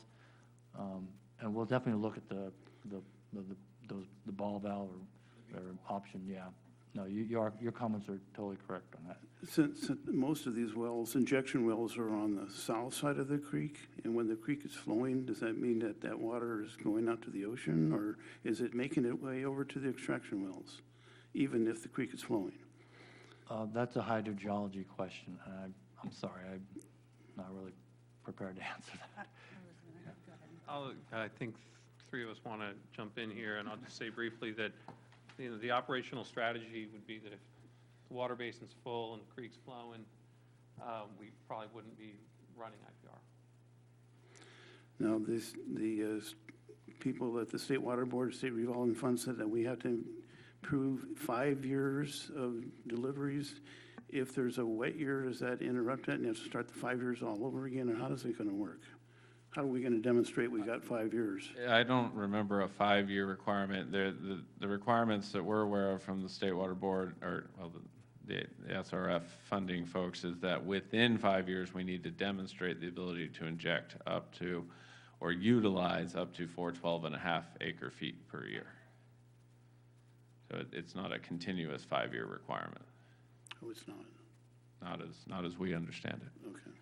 The earlier question about gradients, so we did complete an injection test. We're going to talk about that here in a little bit.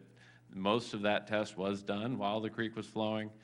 Our understanding of the groundwater gradients during that test, that there still was a gradient from the injection well to the extraction wells based on groundwater transducer data that we collected during the test.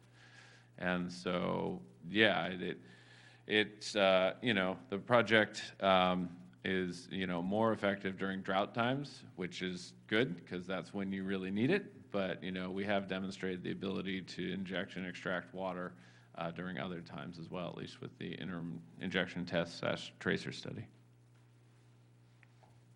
Okay, that's all the questions I have. Thank you. Great, thank you so much for all your questions. Your questions led to very helpful information, so thank you. I think the intent here is to take these items separately, and make a recommendation to the council for each separate item here. So this is item 2. Do we have a motion? I think we're going to make the recommendations at the end for all 5. We're going to go through each one of them. That's not what Greg gave me. Greg wanted to do them separately. Okay. Let's wait till he comes back, I guess. I thought we were going to go through each item, explain them all, go through the questions, and then we'll go back through 1 through 5 to do any motions. But if we want to do a motion on this one now, separately. Well, I think we need to do public comment first, correct? Okay, so at this point, we'll take public comment on item 2. AGP, do we have anybody in the queue? Hi, Chair. We have no raised hands in the queue. Okay. I will wait for Greg's input, but we can move on to item 3. Thank you, guys. All right, thank you. So we will move on to item 3. That's the Environmental Impact Report, Addendum number 2. And we have Annalise with RENCON, who is going to go through this Environmental Impact Report for you guys. AGP, she should be on Zoom there.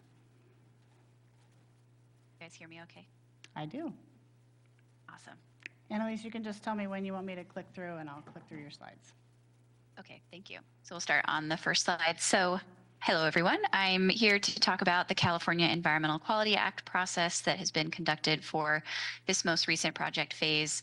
The city has prepared an Environmental Impact Report, or EIR, addendum.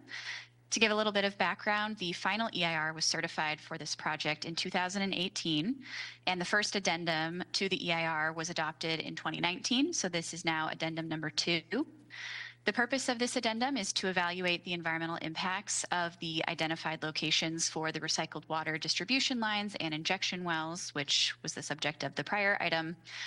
And the structure of it is that it compares the environmental impacts of these pipelines and injection wells to those environmental impacts that were disclosed in the 2018 EIR.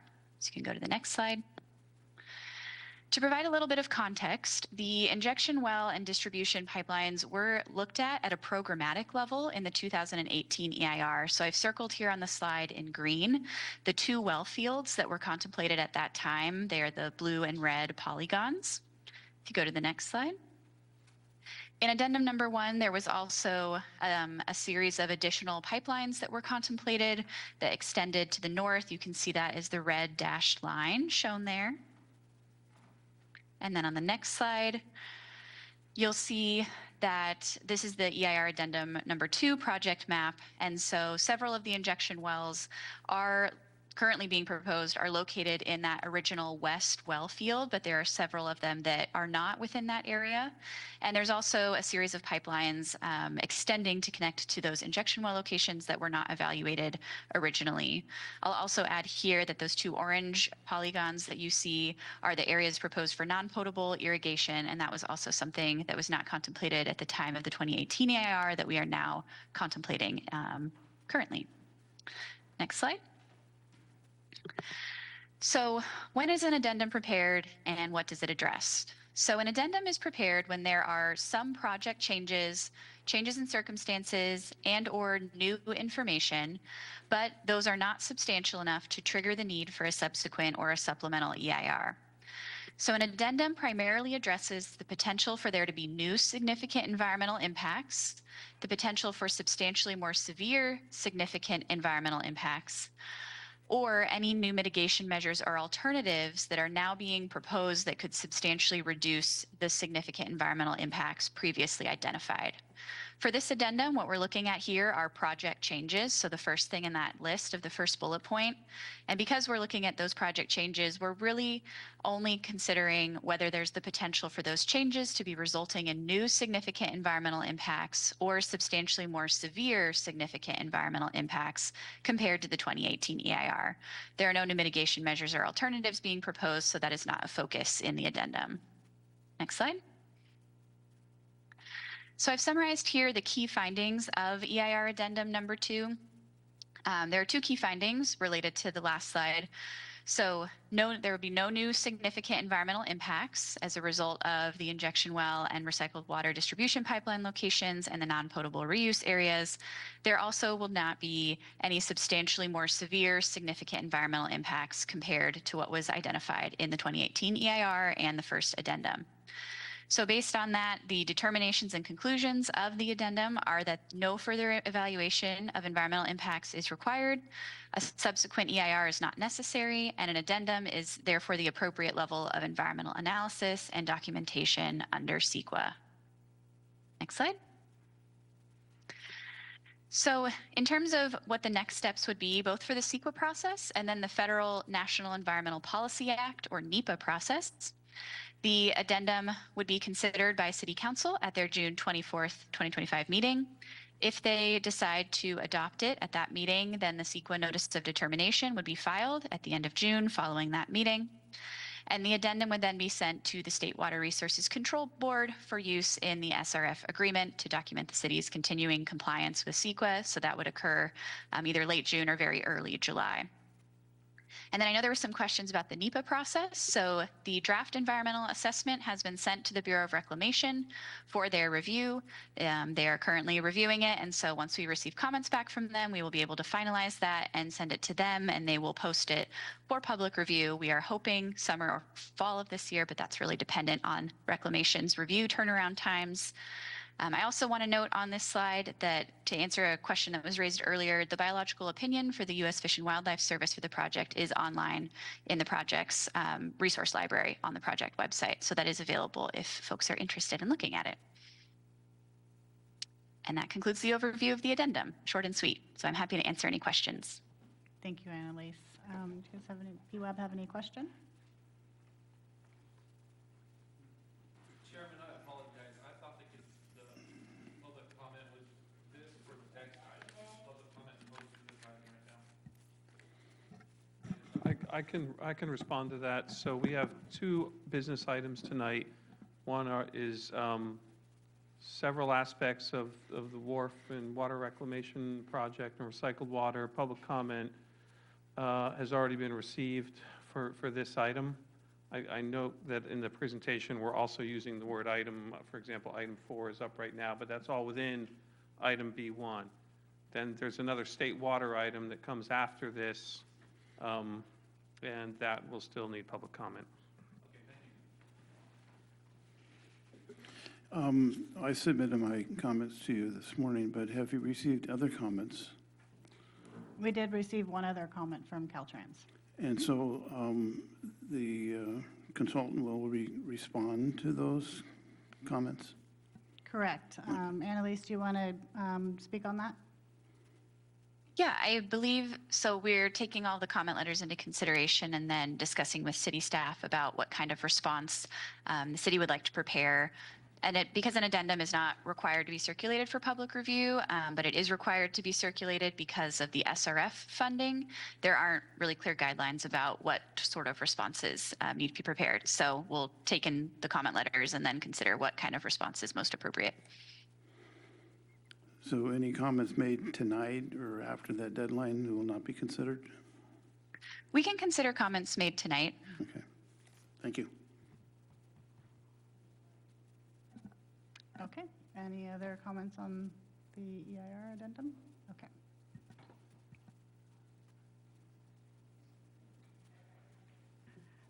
Okay, I guess we'll move to item number 4, updated recycled water implementation strategy recommendations.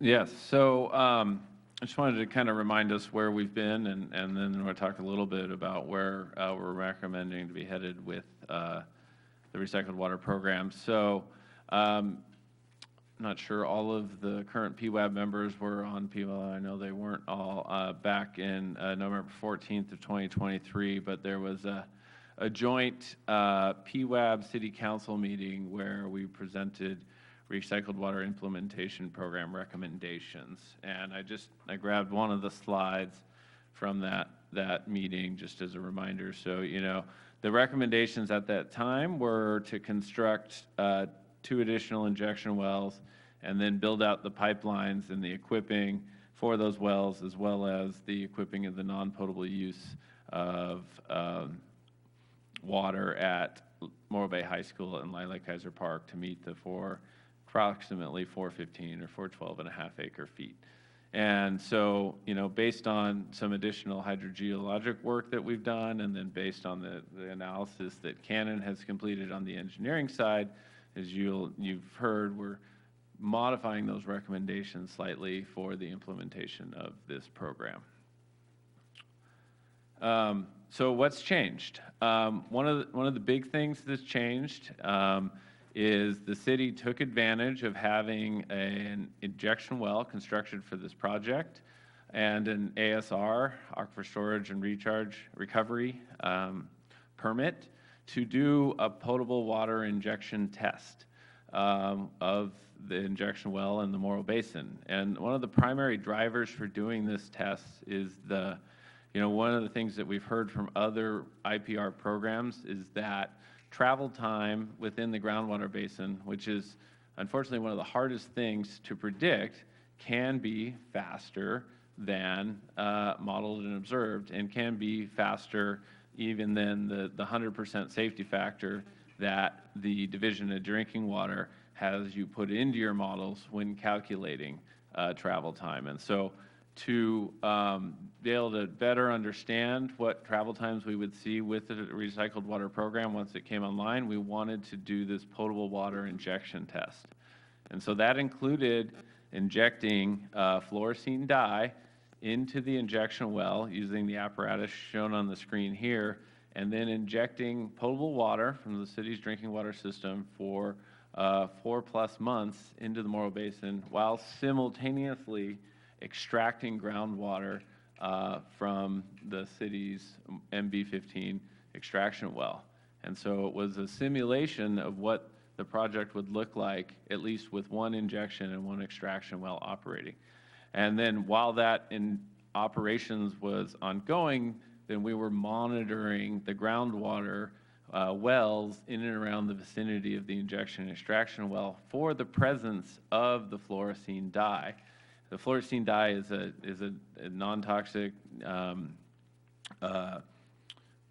crap, I'm forgetting the acronym, but NSF approved, thank you, dye for use in water systems. And it's an added tracer. It's not present in the groundwater. That's something you test for before you start the test. And it can be used to provide very accurate determinations of travel time of groundwater within a groundwater basin. Basically by, if you find it somewhere else, it took that long to get there, and that's an assessment of your travel time. And so that has been one of the major activities that the program team has been working on since November of 2024. And we have some of the preliminary results from that test, and it's these results partially that are informing these updated implementation recommendations. And so just to orientate everybody here, here's Lila Kaiser Park. Here's the city's primary extraction well field. Injection well number 1 is down on the bottom edge of your screen. This is where we injected the fluorescein dye. We then monitored for it at a monitoring well located approximately 50 feet away, another monitoring well located somewhat near the bike path, and then 2 monitoring wells located near the utility and bike bridge over Morrill Creek, and then monitoring for it at MB15, which is the closest extraction well. During that test, we observed rapid travel time to the 2 initial monitoring wells. And we have the dates of those detections shown here. But, travel times in, days and or weeks to get to these locations, which was faster than it had been modeled within the model. However, we then observed much slower travel times from that point forward, to the extent that the injected water did not make it to the monitoring well located on the north side of the creek, nor to the extraction well after 4+ months of injection and extraction. So it exceeded the 2-month travel time before being detected in an extraction well, which is positive. As Damaris mentioned, 2 months is the minimum amount of time. And so it's a positive result for the test, but those initial rapid travel rates do raise some concern that depending on the orientation of the geology and the materials in the formations within the Morrill Basin, there is the potential for water to travel at a rapid rate. And so we thought that it would be prudent to do additional injection testing of the future proposed injection well locations before proceeding with the costs associated with the construction and the costs associated with equipping those wells and constructing the pipelines. And so that's our proposed mitigation strategy against the potential for accelerated travel times. I think I kind of covered most of the stuff on the slide. And so what's being recommended is that the city drill 2 or 3 additional injection wells, but don't equip them. As you saw in the cost estimates presented by Cannon, equipping the wells is a much more significant cost than just the drilling of the wells themselves. Once those wells would be drilled, we would then perform a similar injection test with potable water and added tracers to demonstrate that those wells, similarly to IW1, can meet the required minimum travel times within the basin. And then with a positive result, meaning with demonstrating that those wells can meet those travel times, then the recommendation would be to proceed with the bidding and construction of the well equipping and the pipelines to bring recycled water to those wells. I think we talked about this earlier as well in the design presentation. Part of that recommendation currently includes just drilling 2 new wells and doing the tests on that to determine, so that we don't build more wells than we need, potentially. If we drill 2 new wells and they have sufficient injection capacity along with injection well number 1 to meet the 412.5 requirement, then maybe the city can stop at that point for this phase of the project and has met the minimum requirements of the SRF loan as well as the other funding and financing agreements. If not, the city has the 5 years that I mentioned before to drill an additional well and equip it and incorporate it into the program in order to meet that 412.5 acre foot per year requirement. And just conceptually, what this could look like is we have our injection well locations from the basis of design report here. We have injection well number 1, it's already in existence. We could drill 2 or 3, but the current recommendation would be to drill 2 additional injection wells at this point at these locations, though we are still waiting on some hydrogeologic input on where the next best locations would be. Then perform the injection test / tracer study as described, and if successful, then construct the pipelines and the well equipping to allow us to bring the recycled water program online. And so, yeah, so that's the current proposed implementation schedule. We've got this slide that we've shown before that shows all the different steps that need to get done, regardless of which implementation schedule we're working through, but it does outline the different hydrogeologic design, land use, permitting, environmental, biological, archaeological, funding and financing components of the project. I think you had a good opportunity to meet some of the other team members that are supporting the city with this project.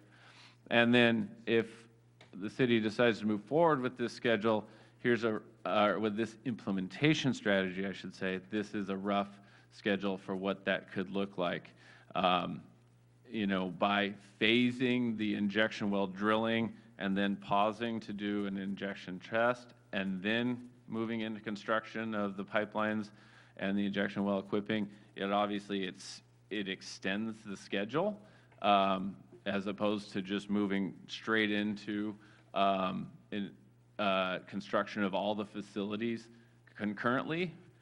But it significantly reduces the risk. It mitigates against the risk that the city invests in this additional infrastructure and is not able to meet the minimum travel times that are required and then has stranded assets.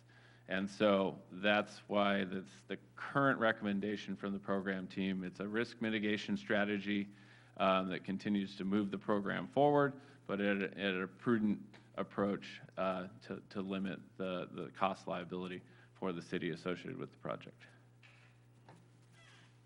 And that concludes the presentation on this component of the item.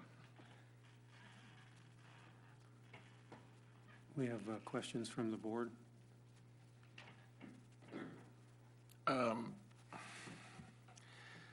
Looking at your trace system, I agree with you. It's kind of odd that it was fast travel time and all of a sudden it kind of disappears. To me, it almost indicates like a pinch out in the formation. So I agree that we need to do some more testing because to me, it looks like a pinch out.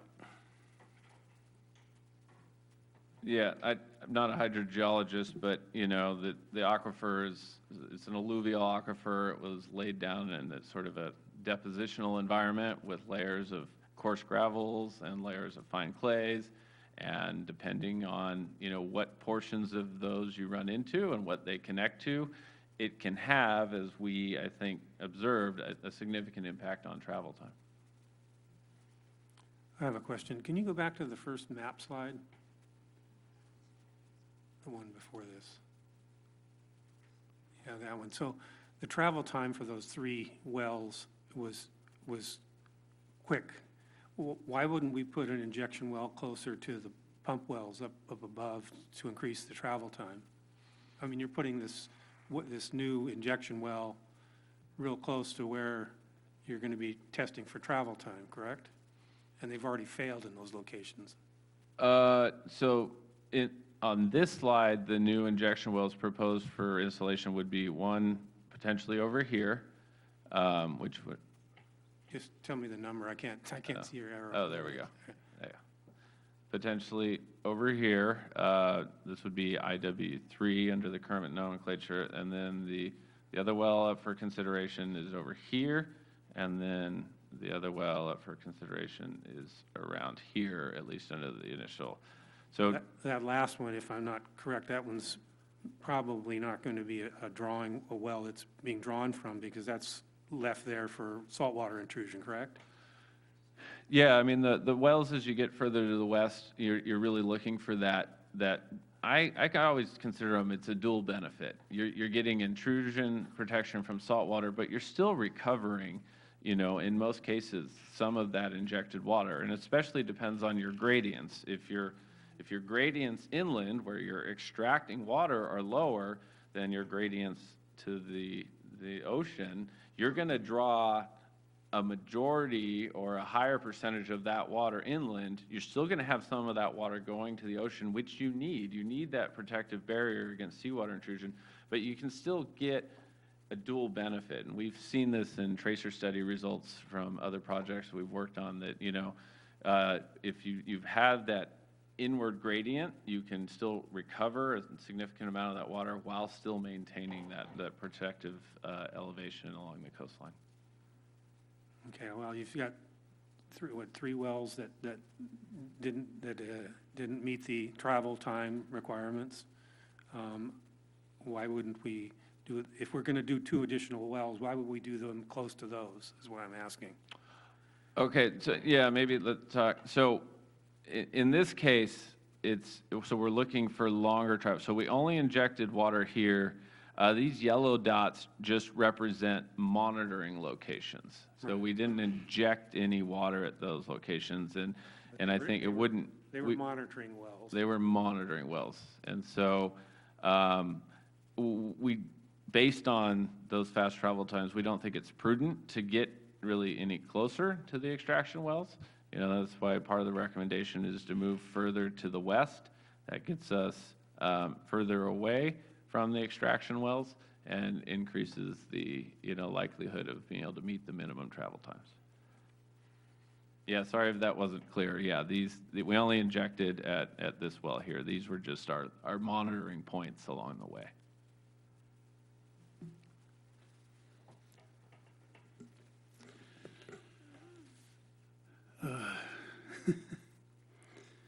Some of the thoughts that I had to do with something I read from the regional board about when it actually goes into full operation, and all of a sudden you find out that it's actually pulling faster than what your models illustrated.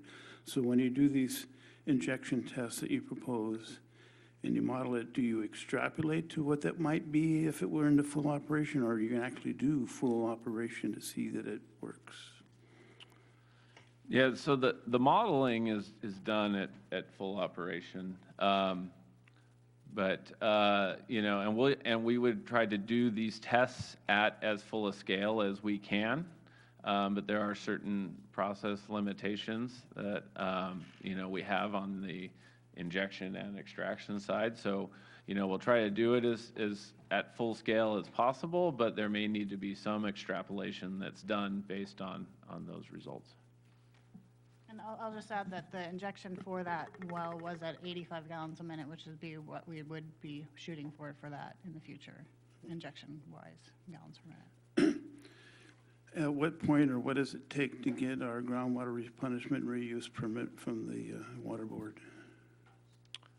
Well, it takes some time for them to review and approve it. I think unfortunately, like we're seeing in some of the federal agencies, I don't know if it's for the same reasons necessarily, but there's a bit of a backlog within DDW for their review. So I think they're estimating it's going to take about 9 months to complete, 9 months to a year to complete their review of the permit that they have in hand. We had a meeting with them a couple of weeks ago. They have initiated that review. We've got a plan to meet with them over the next couple of months to address areas where we think they may have some questions and where they may have questions that we didn't anticipate. So we're moving that process forward. Just one other thing I wanted to point out here in your report, you say a total of 4 injection wells may be required to meet the CWSRF loan requirements. Both WIFIA loans say a minimum of 4, so you have to satisfy them as well, do you not? We've had multiple conversations with the EPA around that, that I believe in certain places in the loan it references 4 wells, but there are not necessarily all those places are binding.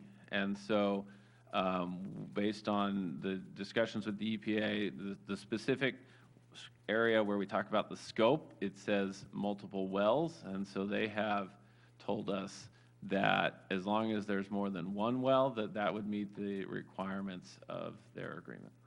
Do you have documentation from them to state that? We have conversations. I don't know that we have it, like a letter from them, but I mean, it's something we can work to get. I would get it in writing. That's all I have. Thank you.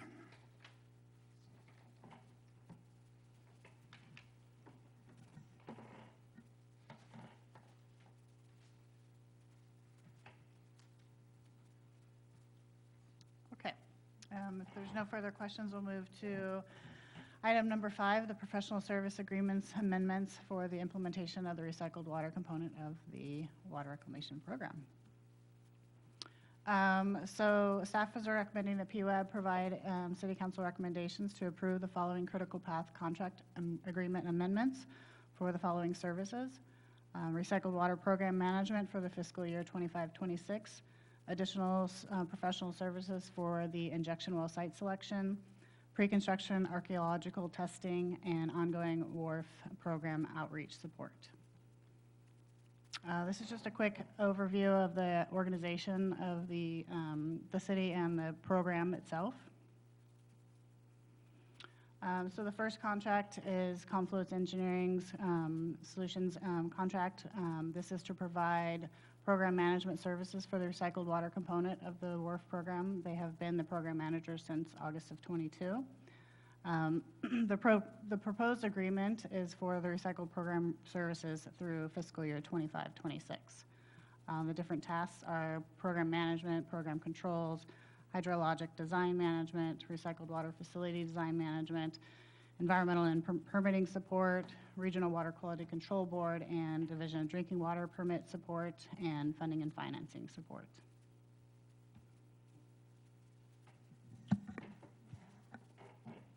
The other amendment up for consideration is the amendment with GSI Water Solutions for ongoing hydrogeologic services. The proposed services within this amendment are additional scope and budget associated with the extension of the timeframe of the injection well #1 tracer study, ongoing permitting support for the ASR permit, which is critical for us being able to do these injection tests, program management, project and meeting support, and then continued basin characterization refinements utilizing new data that we've obtained through the HVSR and ERT geophysics surveys and other investigations, including the tracer test.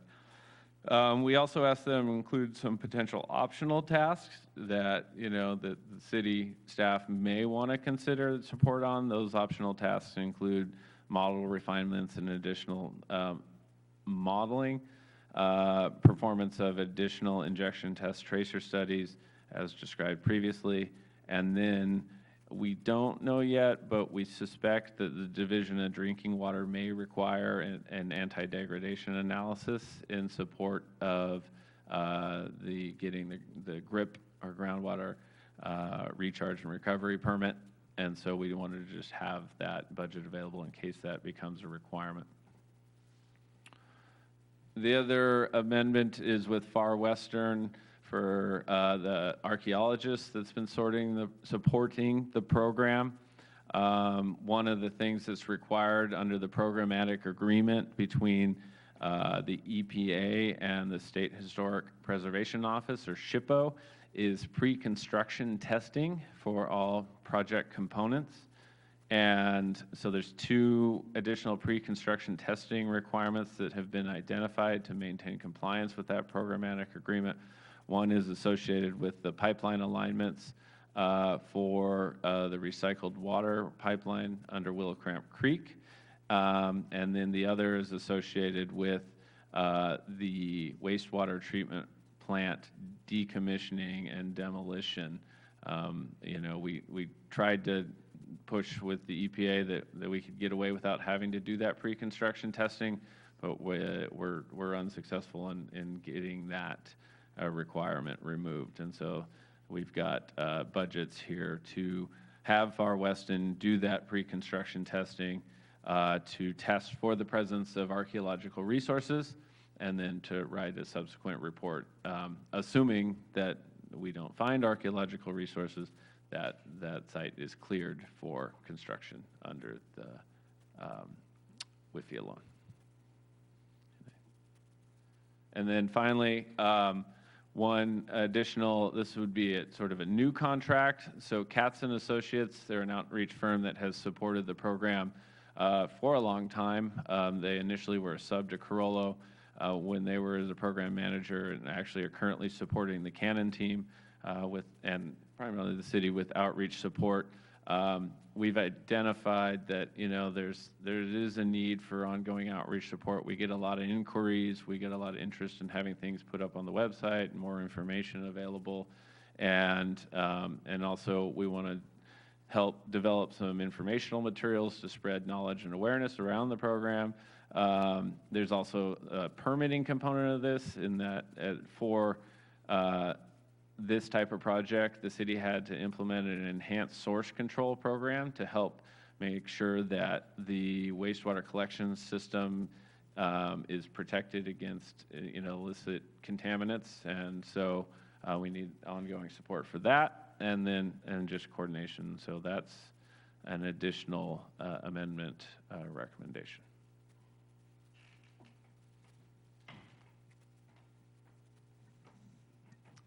Okay, that includes the end of item 5. Are there any other questions you guys have? Can you speak to your experience with CATS and if they're meeting our needs? I can speak to it.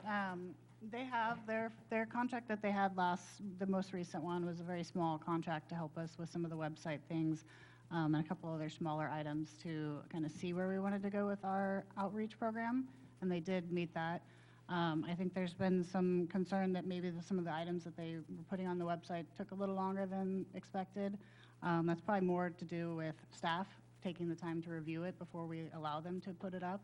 And then I had them do some reorganization of the documents on the website, because for me it was hard to find some of the documents on there. I needed to be able to organize them a little differently, so that took some time as well to reorganize that. This new project, or this new contract, would be for putting together some informational flyers to get out to the public, to provide us some banners and stuff, so when we do our tours, we have more information for people for those processes. And then, like Dan said, with the enhanced source control, that's a requirement that we have, and we are required to do certain public education requirements with that, so it's to help fulfill those requirements.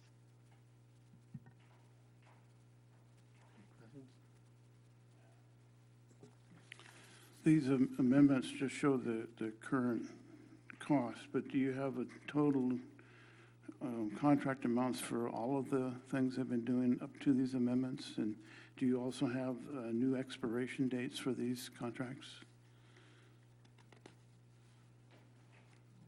I mean, yes, we do have all that information. We have all the existing contracts and their amendments, their total costs. I don't have them with me today, if that's the question, but also, yeah, the city clerk is very diligent about making sure that we maintain contracts within their expiration dates. So some of these contracts have been structured around a fiscal year renewal, and so that would be likely the termination date of of at least the program management contract. Under your contract, Dan, you now are at $1,369,000. It seems pretty exorbitant. Something maybe that should have been the responsibility in-house of the city engineer that should have done. It's just coordination oversight.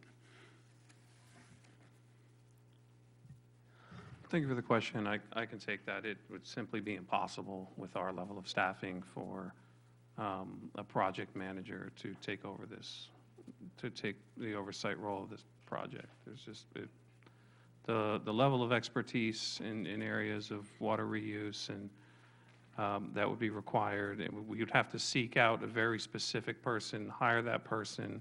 We wouldn't be able to afford them. Our rates for engineers are well below what industry market is right now. As an example, we've had a city engineer recruitment open for 12 weeks, and we have not received one viable candidate, not even one person that we could interview. We received 3 applications. A couple of them don't even have PEs in California. One doesn't even have a PE at all. And even though that's clearly marked in the recruitment that it requires a California PE. So it would be nice if we could have that level of staffing and that our salaries could support recruitment of that sort, but that is just not the situation that we are in. This new contract with CATS, how is that different than what they're doing for Canon? They've completed what they were doing for Canon. It was a small contract that they had with them. Yeah, that's it.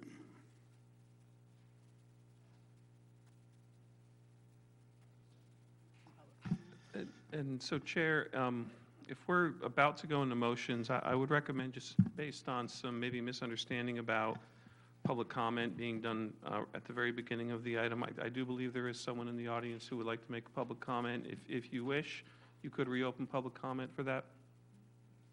Yes, we can do that.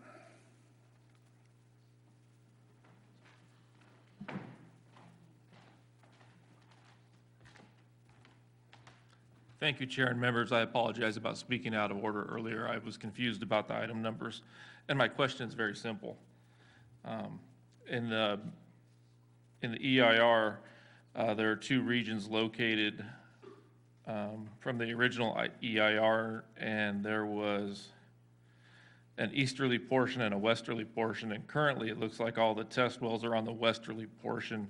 And I was just curious if the amendment to the EIR eliminated the easterly portion from the project, or if it just modified it to include more of the area on the westerly portion. Because it looks like all the test wells and the injection wells have been projected to be entirely in the westerly portion of the projected injection well area. Thank you.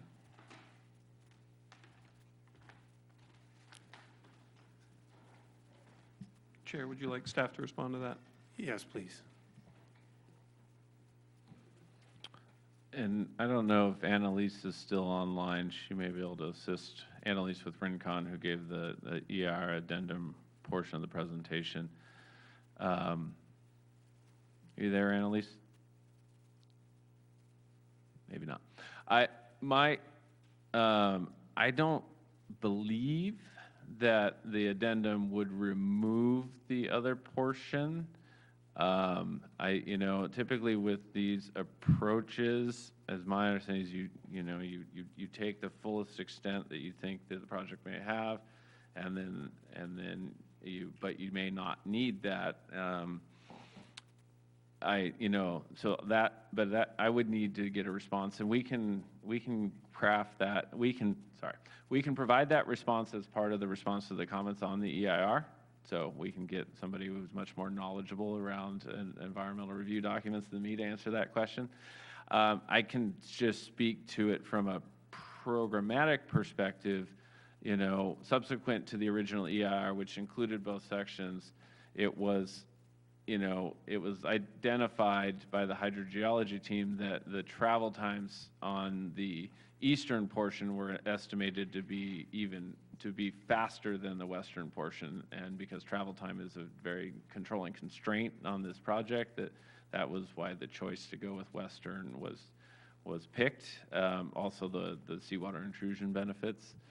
So that has been the focus of the city's project, has been on the westerly portion, for what that's worth. But yeah, we'll get back to the public commenter on the question about whether the eastern portion is officially removed as associated with the action of the addendum.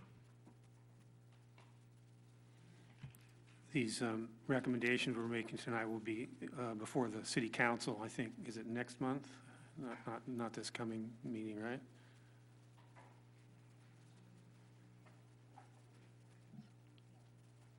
June 24th to City Yeah. Council. Yeah. So that's when we'll probably require that change if there is one on the EIR.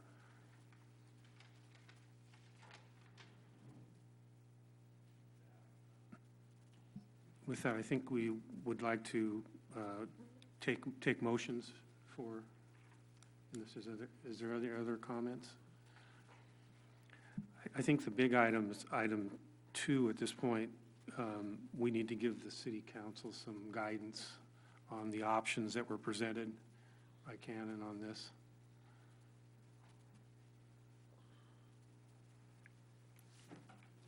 It sounds like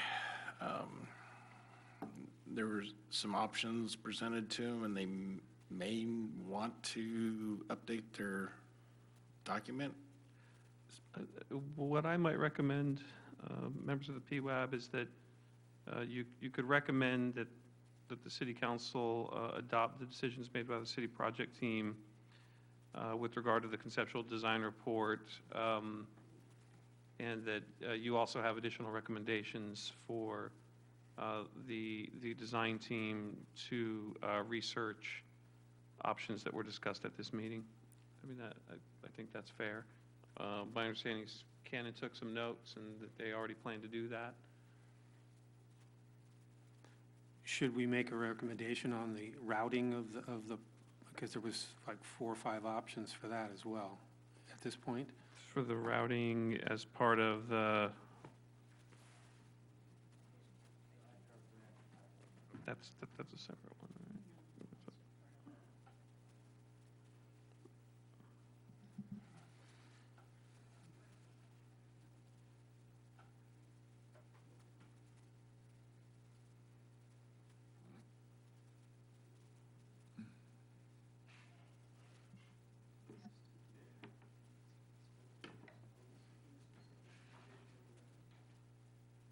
right?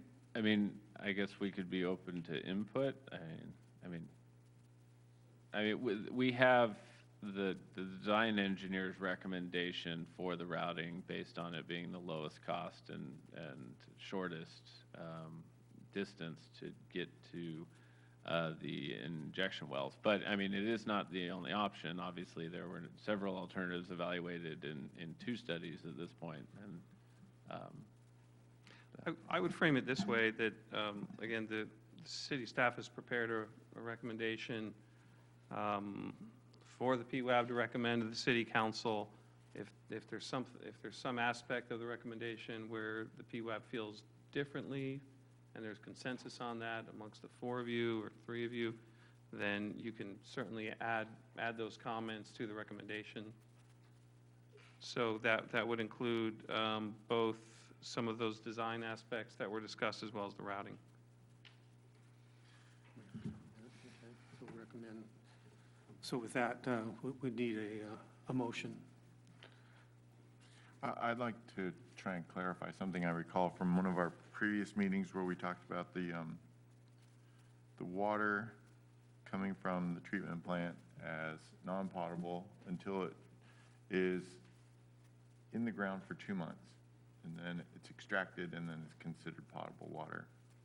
But what I recall from that presentation was that there was discussions from regulators that the 2-month requirement could potentially be going away, and that the water coming from the treatment plant could be used as potable water immediately without the 2 months. Was that discussed previously? Yeah, I believe so. That's, I think, had come up at some of the previous related. So what we're working on here is what we call an indirect potable reuse project. So it's a recycled water project that allows you to take that water and make it potable, but indirectly, meaning you have to put it through the groundwater basin for a minimum of 2 months, or you can also put it in a reservoir, surface water reservoir, for a minimum retention time, and then it can become potable water. The state of California recently adopted regulations for what we call direct potable reuse, and so that is, it's an approach that allows you to take recycled water and put it directly into a drinking water system. And so you don't need the indirect piece, meaning the groundwater basin or the surface water reservoir. We've looked at that, and we've had, other members of our teams who are, experts in the industry on potable reuse, and, their recommendation has consistently been that that's not a good application for the city, for a couple of reasons. One, you would need to add additional treatment processes and monitoring equipment to meet the direct potable reuse requirements. Two, that would be, I would think, a big alarm bell for the regulators. If a city the size of Morro Bay wanted to, really sort of be at the forefront of an emerging, not necessarily technology, but approach to recycled water.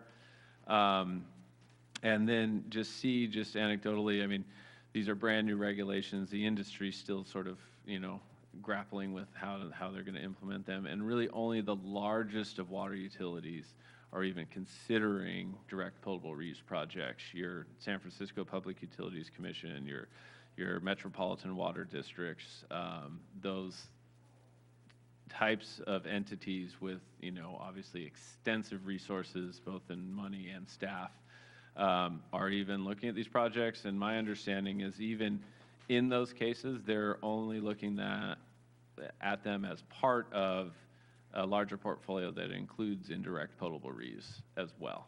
And so that I think has been primarily the discussion around the topic, to my knowledge, but I think that's what you're recalling. It is, yes, and that helps to understand why it wasn't part of the presentation from Canon. Thanks.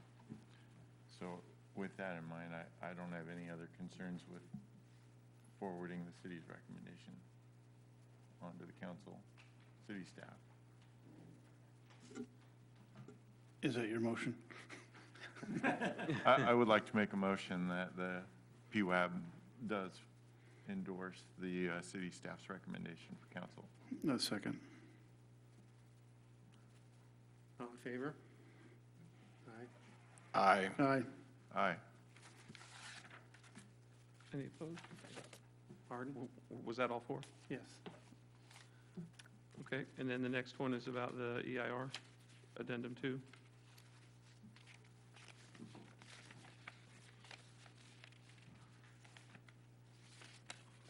Do we have a motion for acceptance of the EIR? Well, the only motion I would let on to make is to go ahead and have that go to the city council, but include any comments that were made prior to the deadline today and any comments made tonight. With the city's clarification of the difference between the eastern injection well location and the western injection well locations, that clarification needs to be made? Or are we going to continue to see both of those locations? I would second that motion.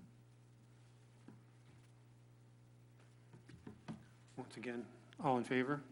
Aye. Aye. And aye, yes.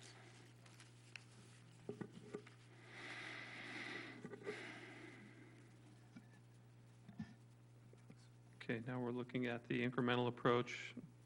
the staff and the Recycle Water Project team have proposed. That would be the injection wells. Right, I find that to be a very prudent plan to go forward, and it does reduce the amount of risk that the city would be facing should the first two be productive. That I would move to accept. I make a motion to accept this recommendation from city staff. I second it. All in favor? Aye. Aye. Aye. And finally, we have the proposed recommendations of the city council on the contract amendments. The concern I have about this, and then my recommendation to the city council, if I want to make this in a motion, is that before we give them more money, do a performance evaluation on all our consultants. Because it seems like the time has run out. We've gone too far. We're spending a lot more money. The meter keeps running. So that would be my recommendation in a motion, is that we do a performance evaluation before we approve any more contracts. And to clarify, when you say we do the program evaluation, do you mean city staff, or do you mean the PWAB? I think the city council should do the performance evaluation.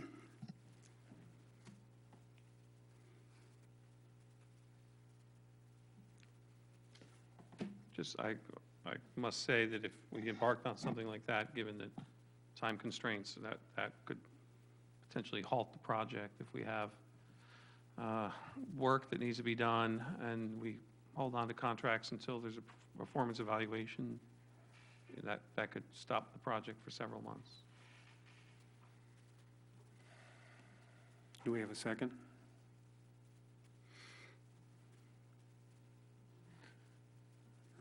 No second.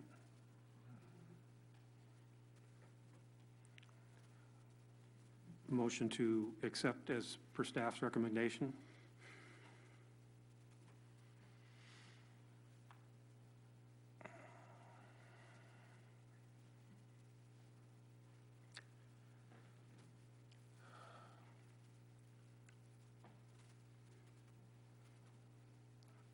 I make a motion to accept staff's recommendations.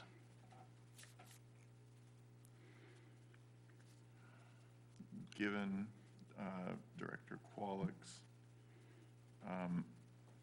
information about city staff availability and how we have had to rely on our consultants to this extent, I would second that motion. And if I may, before the Public Works Advisory Board votes on this, if there's an alternative here, rather than trying to find consensus on this, you could also just give your individual comments, and we will pass those comments along on this item. So instead of a vote, in the staff report that we give the city council, we'll say, for example, Advisory Board Member Donnelly's point that one Public Works Advisory Board member endorsed a kind of a performance evaluation be done on the consultants. Another PWAB member said something else. So I'm happy to do that if you all prefer that. That would be more acceptable. I kind of feel it's a little bit loaded. Yeah, and the sense I'm getting is that there's some differences of opinion, and that's fine. That's kind of why we're here. So maybe if you just want to make your individual comments, I'll take some notes. Well, I think Mr. Donnelly's questions are valid in the sense that the schedules have slipped a lot. Not always, sometimes out of our control. But I would agree that we would probably want to monitor that a little closer going forward. I agree with the chairman.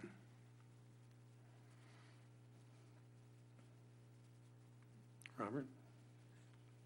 Yeah, some accounting of there has been some accounting made in this meeting as far as why things have slipped, and I can appreciate the careful process that we're going through with this project, and to see the benefits of how we are now going to be staging the injection well process.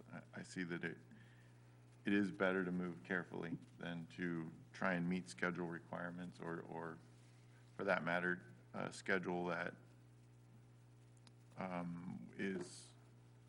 has been established to meet milestones to satisfy loans requirements, or milestones that seem to be somewhat flexible. I guess what I'm trying to say is I appreciate the efforts made and that we're going at a pace that is reasonable for the nuances of this project. I don't have a whole lot of concern about the way it's going, although the costs are adding up. So I appreciate that there's an effort that the PWAB would like to see a little bit more accounting of that cost. And if we can, I don't know how to reconcile that, though. The process has to happen at the pace that it's happening. Can it be accelerated is a concern. I'm not sure that it can. Based on some other discussions, the slip is mostly because of the hydrogeology going on. But I am somewhat concerned that the slip continues. 4 months ends up being 6, then 8.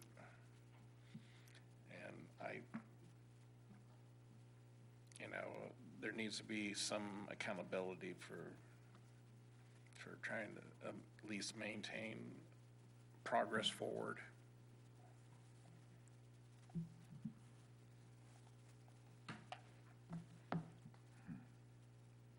I think we have a lot of comments here that we can work with, and we can pass these along to the city council in our report. I mean, I'll just be open and say that staff, the project team, including the consultants, works very closely with staff, and we understand the reasoning for the project slips. We're also dealing with a project team that's brought in $10.5 million of grant funding.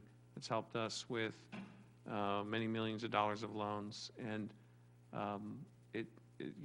we can talk about schedule and timeline, but there's also a lot of good that's come out of the project team that we have now. And so just to let you all know openly that I would be inclined in the staff report to also just highlight some of those things while also talking about the challenges with the schedule. So, but we will certainly pass along your individual comments in the staff report to the city council.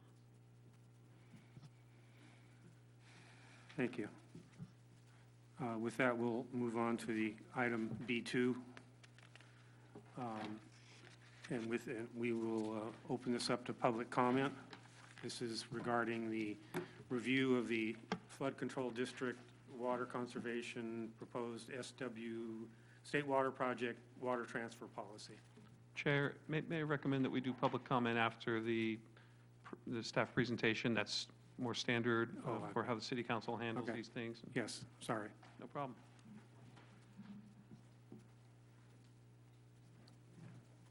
As I say that, we're working on getting the presentation up, so give us a moment.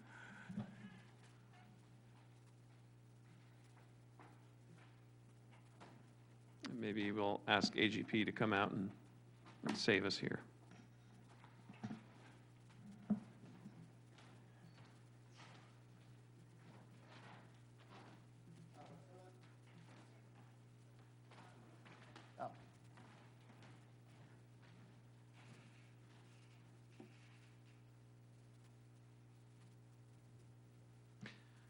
And as AGP is helping us out, thank you. I'll just mention that these policies have been developed between the San Luis Obispo County Flood Control and Water Conservation District, and in collaboration with the State Water Subcontractors Advisory Committee, of which I am a member, and Damaris Hanson, Utilities Division Manager, serves as my alternate on that advisory board to the Board of Supervisors.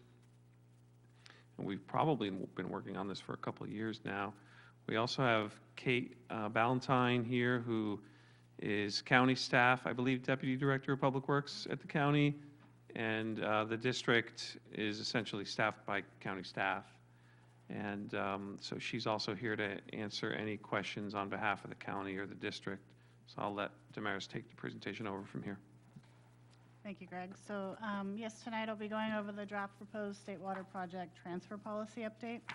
I will give a brief update, background on Morro Bay water supply. I know we went over some of the recycled water stuff over it today, but just sort of go through our background water supplies, highlights of the policy, and then how the policy might affect Morro Bay. So Morro Bay water supply background. Morro Bay currently has 2 sources of water. We have the State Water Project, where in 2024 that supplied 82% of our water. And then we have the Morro Valley Groundwater Basin, which supplied 18% of our water in 2024. And then, as we spoke earlier, we have the Future Recycled Water IPR project. So some background on the State Water Project. In 1963, the district, and when I say the district, it is the SLO County Flood Control District. That's just abbreviating it to district. They executed contracts with the Division of Water Resources for 25,000 acre feet, which is considered a Table A allocation. In the 1990s, Morro Bay and 10 other subcontractors executed contracts with the district for 4,830 acre feet, and then an additional 5,707 acre feet as drought buffer.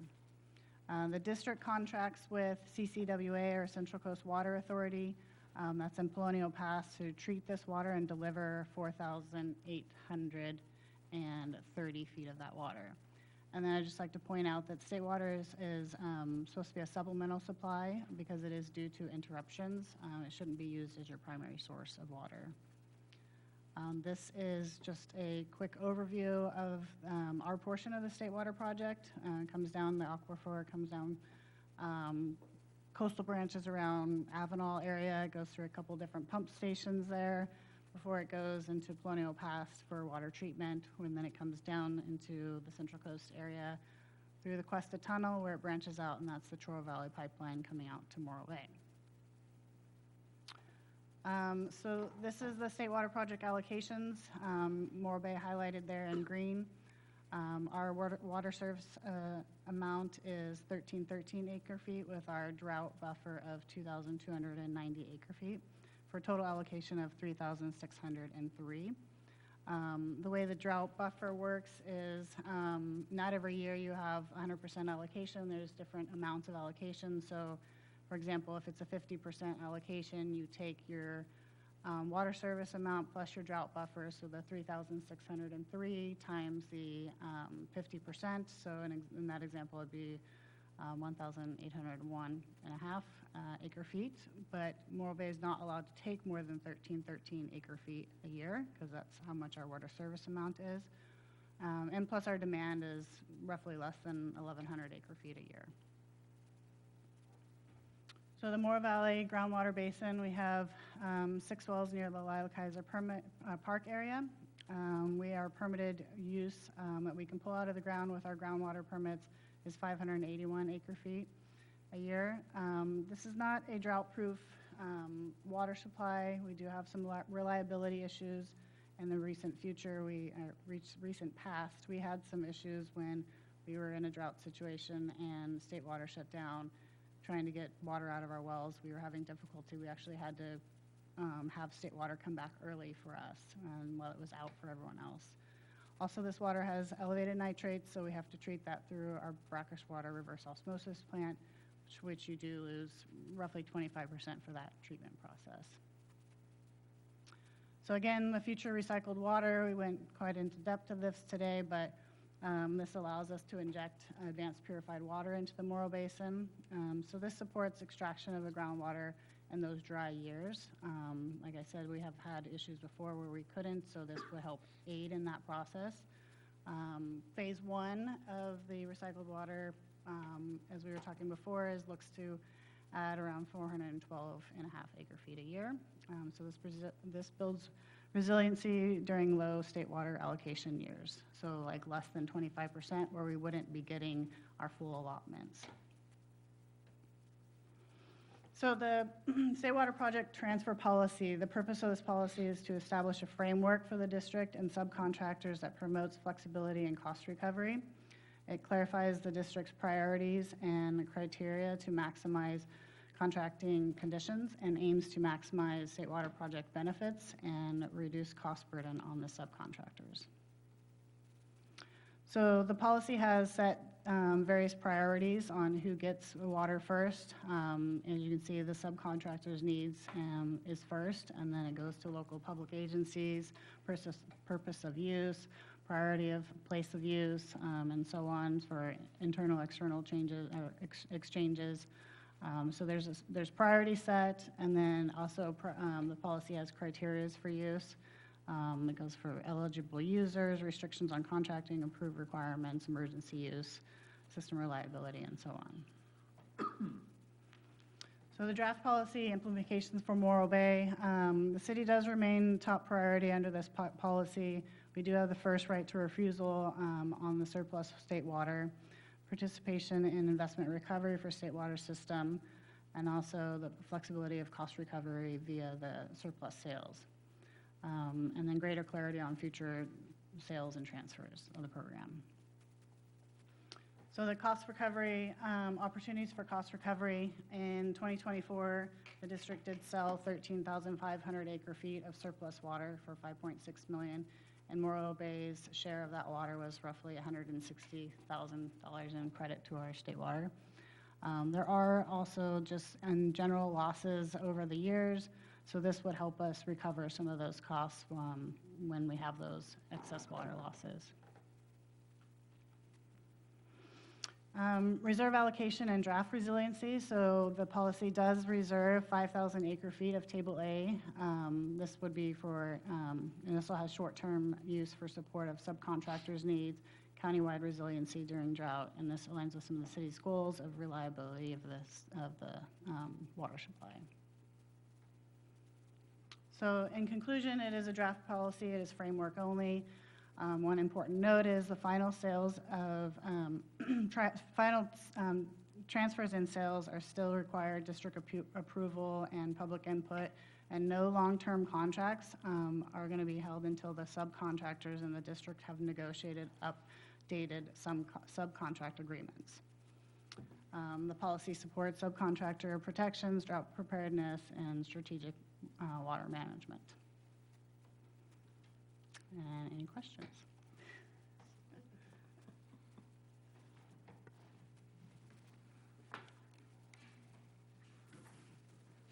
Questions from the board? So back in the 90s, I was the district representative for the State Water Project. I spent a lot of time in Sacramento as they planned the Coastal Branch. A big concern I had at the time is who's on board. At one time, we even had the city of San Luis Obispo and had contracts with them. We tore them up when they had a referendum, and that killed that. We even tried to get the Cayucas water purveyors through a water transfer to participate, at least help pay for our pipeline, and that didn't happen. So basically, and they hounded me, how much water are you going to take? Because we need to size the pipes. And so the ship sailed with the capacity that's in this one exhibit, showing what's in the different branches of the pipe. It's my understanding now, Los Osos would like to tap into our pipe, take some water. And a question I had for Wes Thompson the other day was whether or not they will be treated the same as we do when there's reductions from DWR.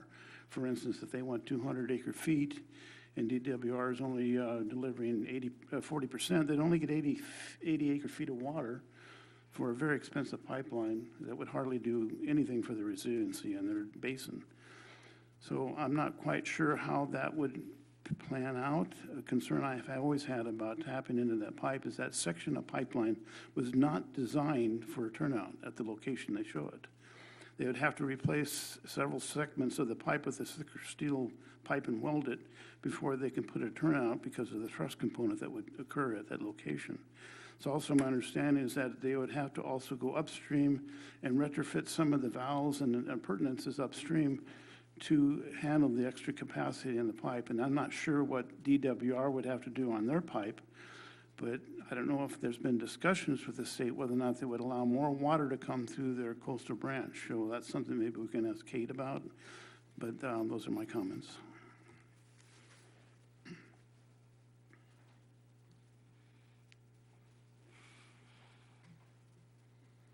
I have a comment, and that's in the same vein, in that Los Osos is not a city that's even a subcontractor in here, so unless they change unless they change that, the State Water Project changed that, they would be taking this allocation from somewhere that's existing now, I would assume. So that's my concern.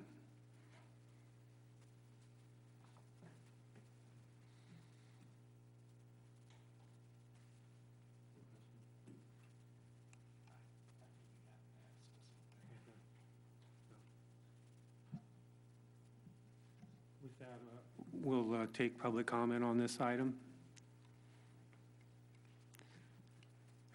AGP, do we have anybody in the queue? Hi, Chair. There are no raised hands in the queue. Okay, with that, we'll close it for a recommendation.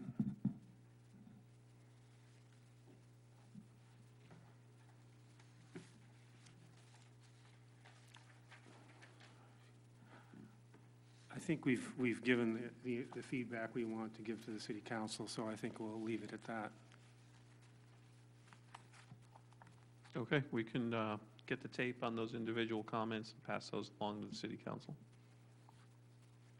And city council, we're expecting to bring this on June 10th because it is going to the County Board of Supervisors. I'm looking at Kate's, the County Board of Supervisors, June 14th? 17th, okay. And we'll be looking to use that city council meeting as a way to provide input to the Board of Supervisors on this, on these new set of policies. With that, we'll move to future items. Does the board have any future items? I don't have any. Staff, we have future items to consider?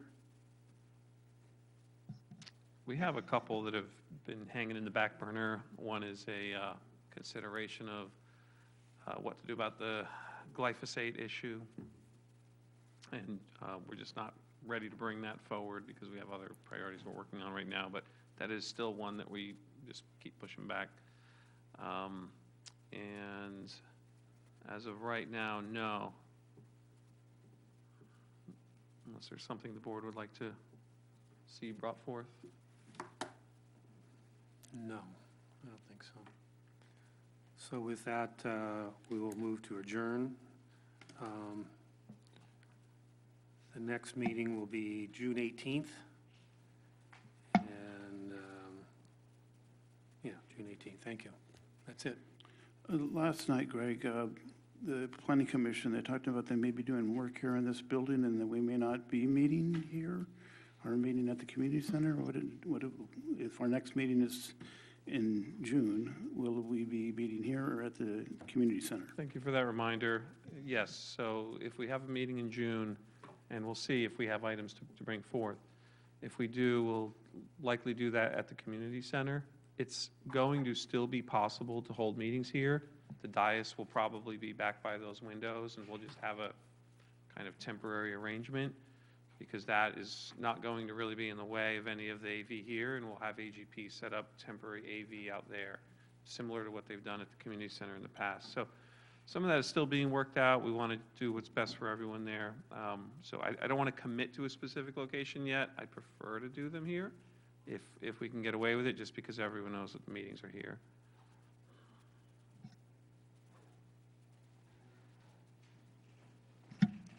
Thank you.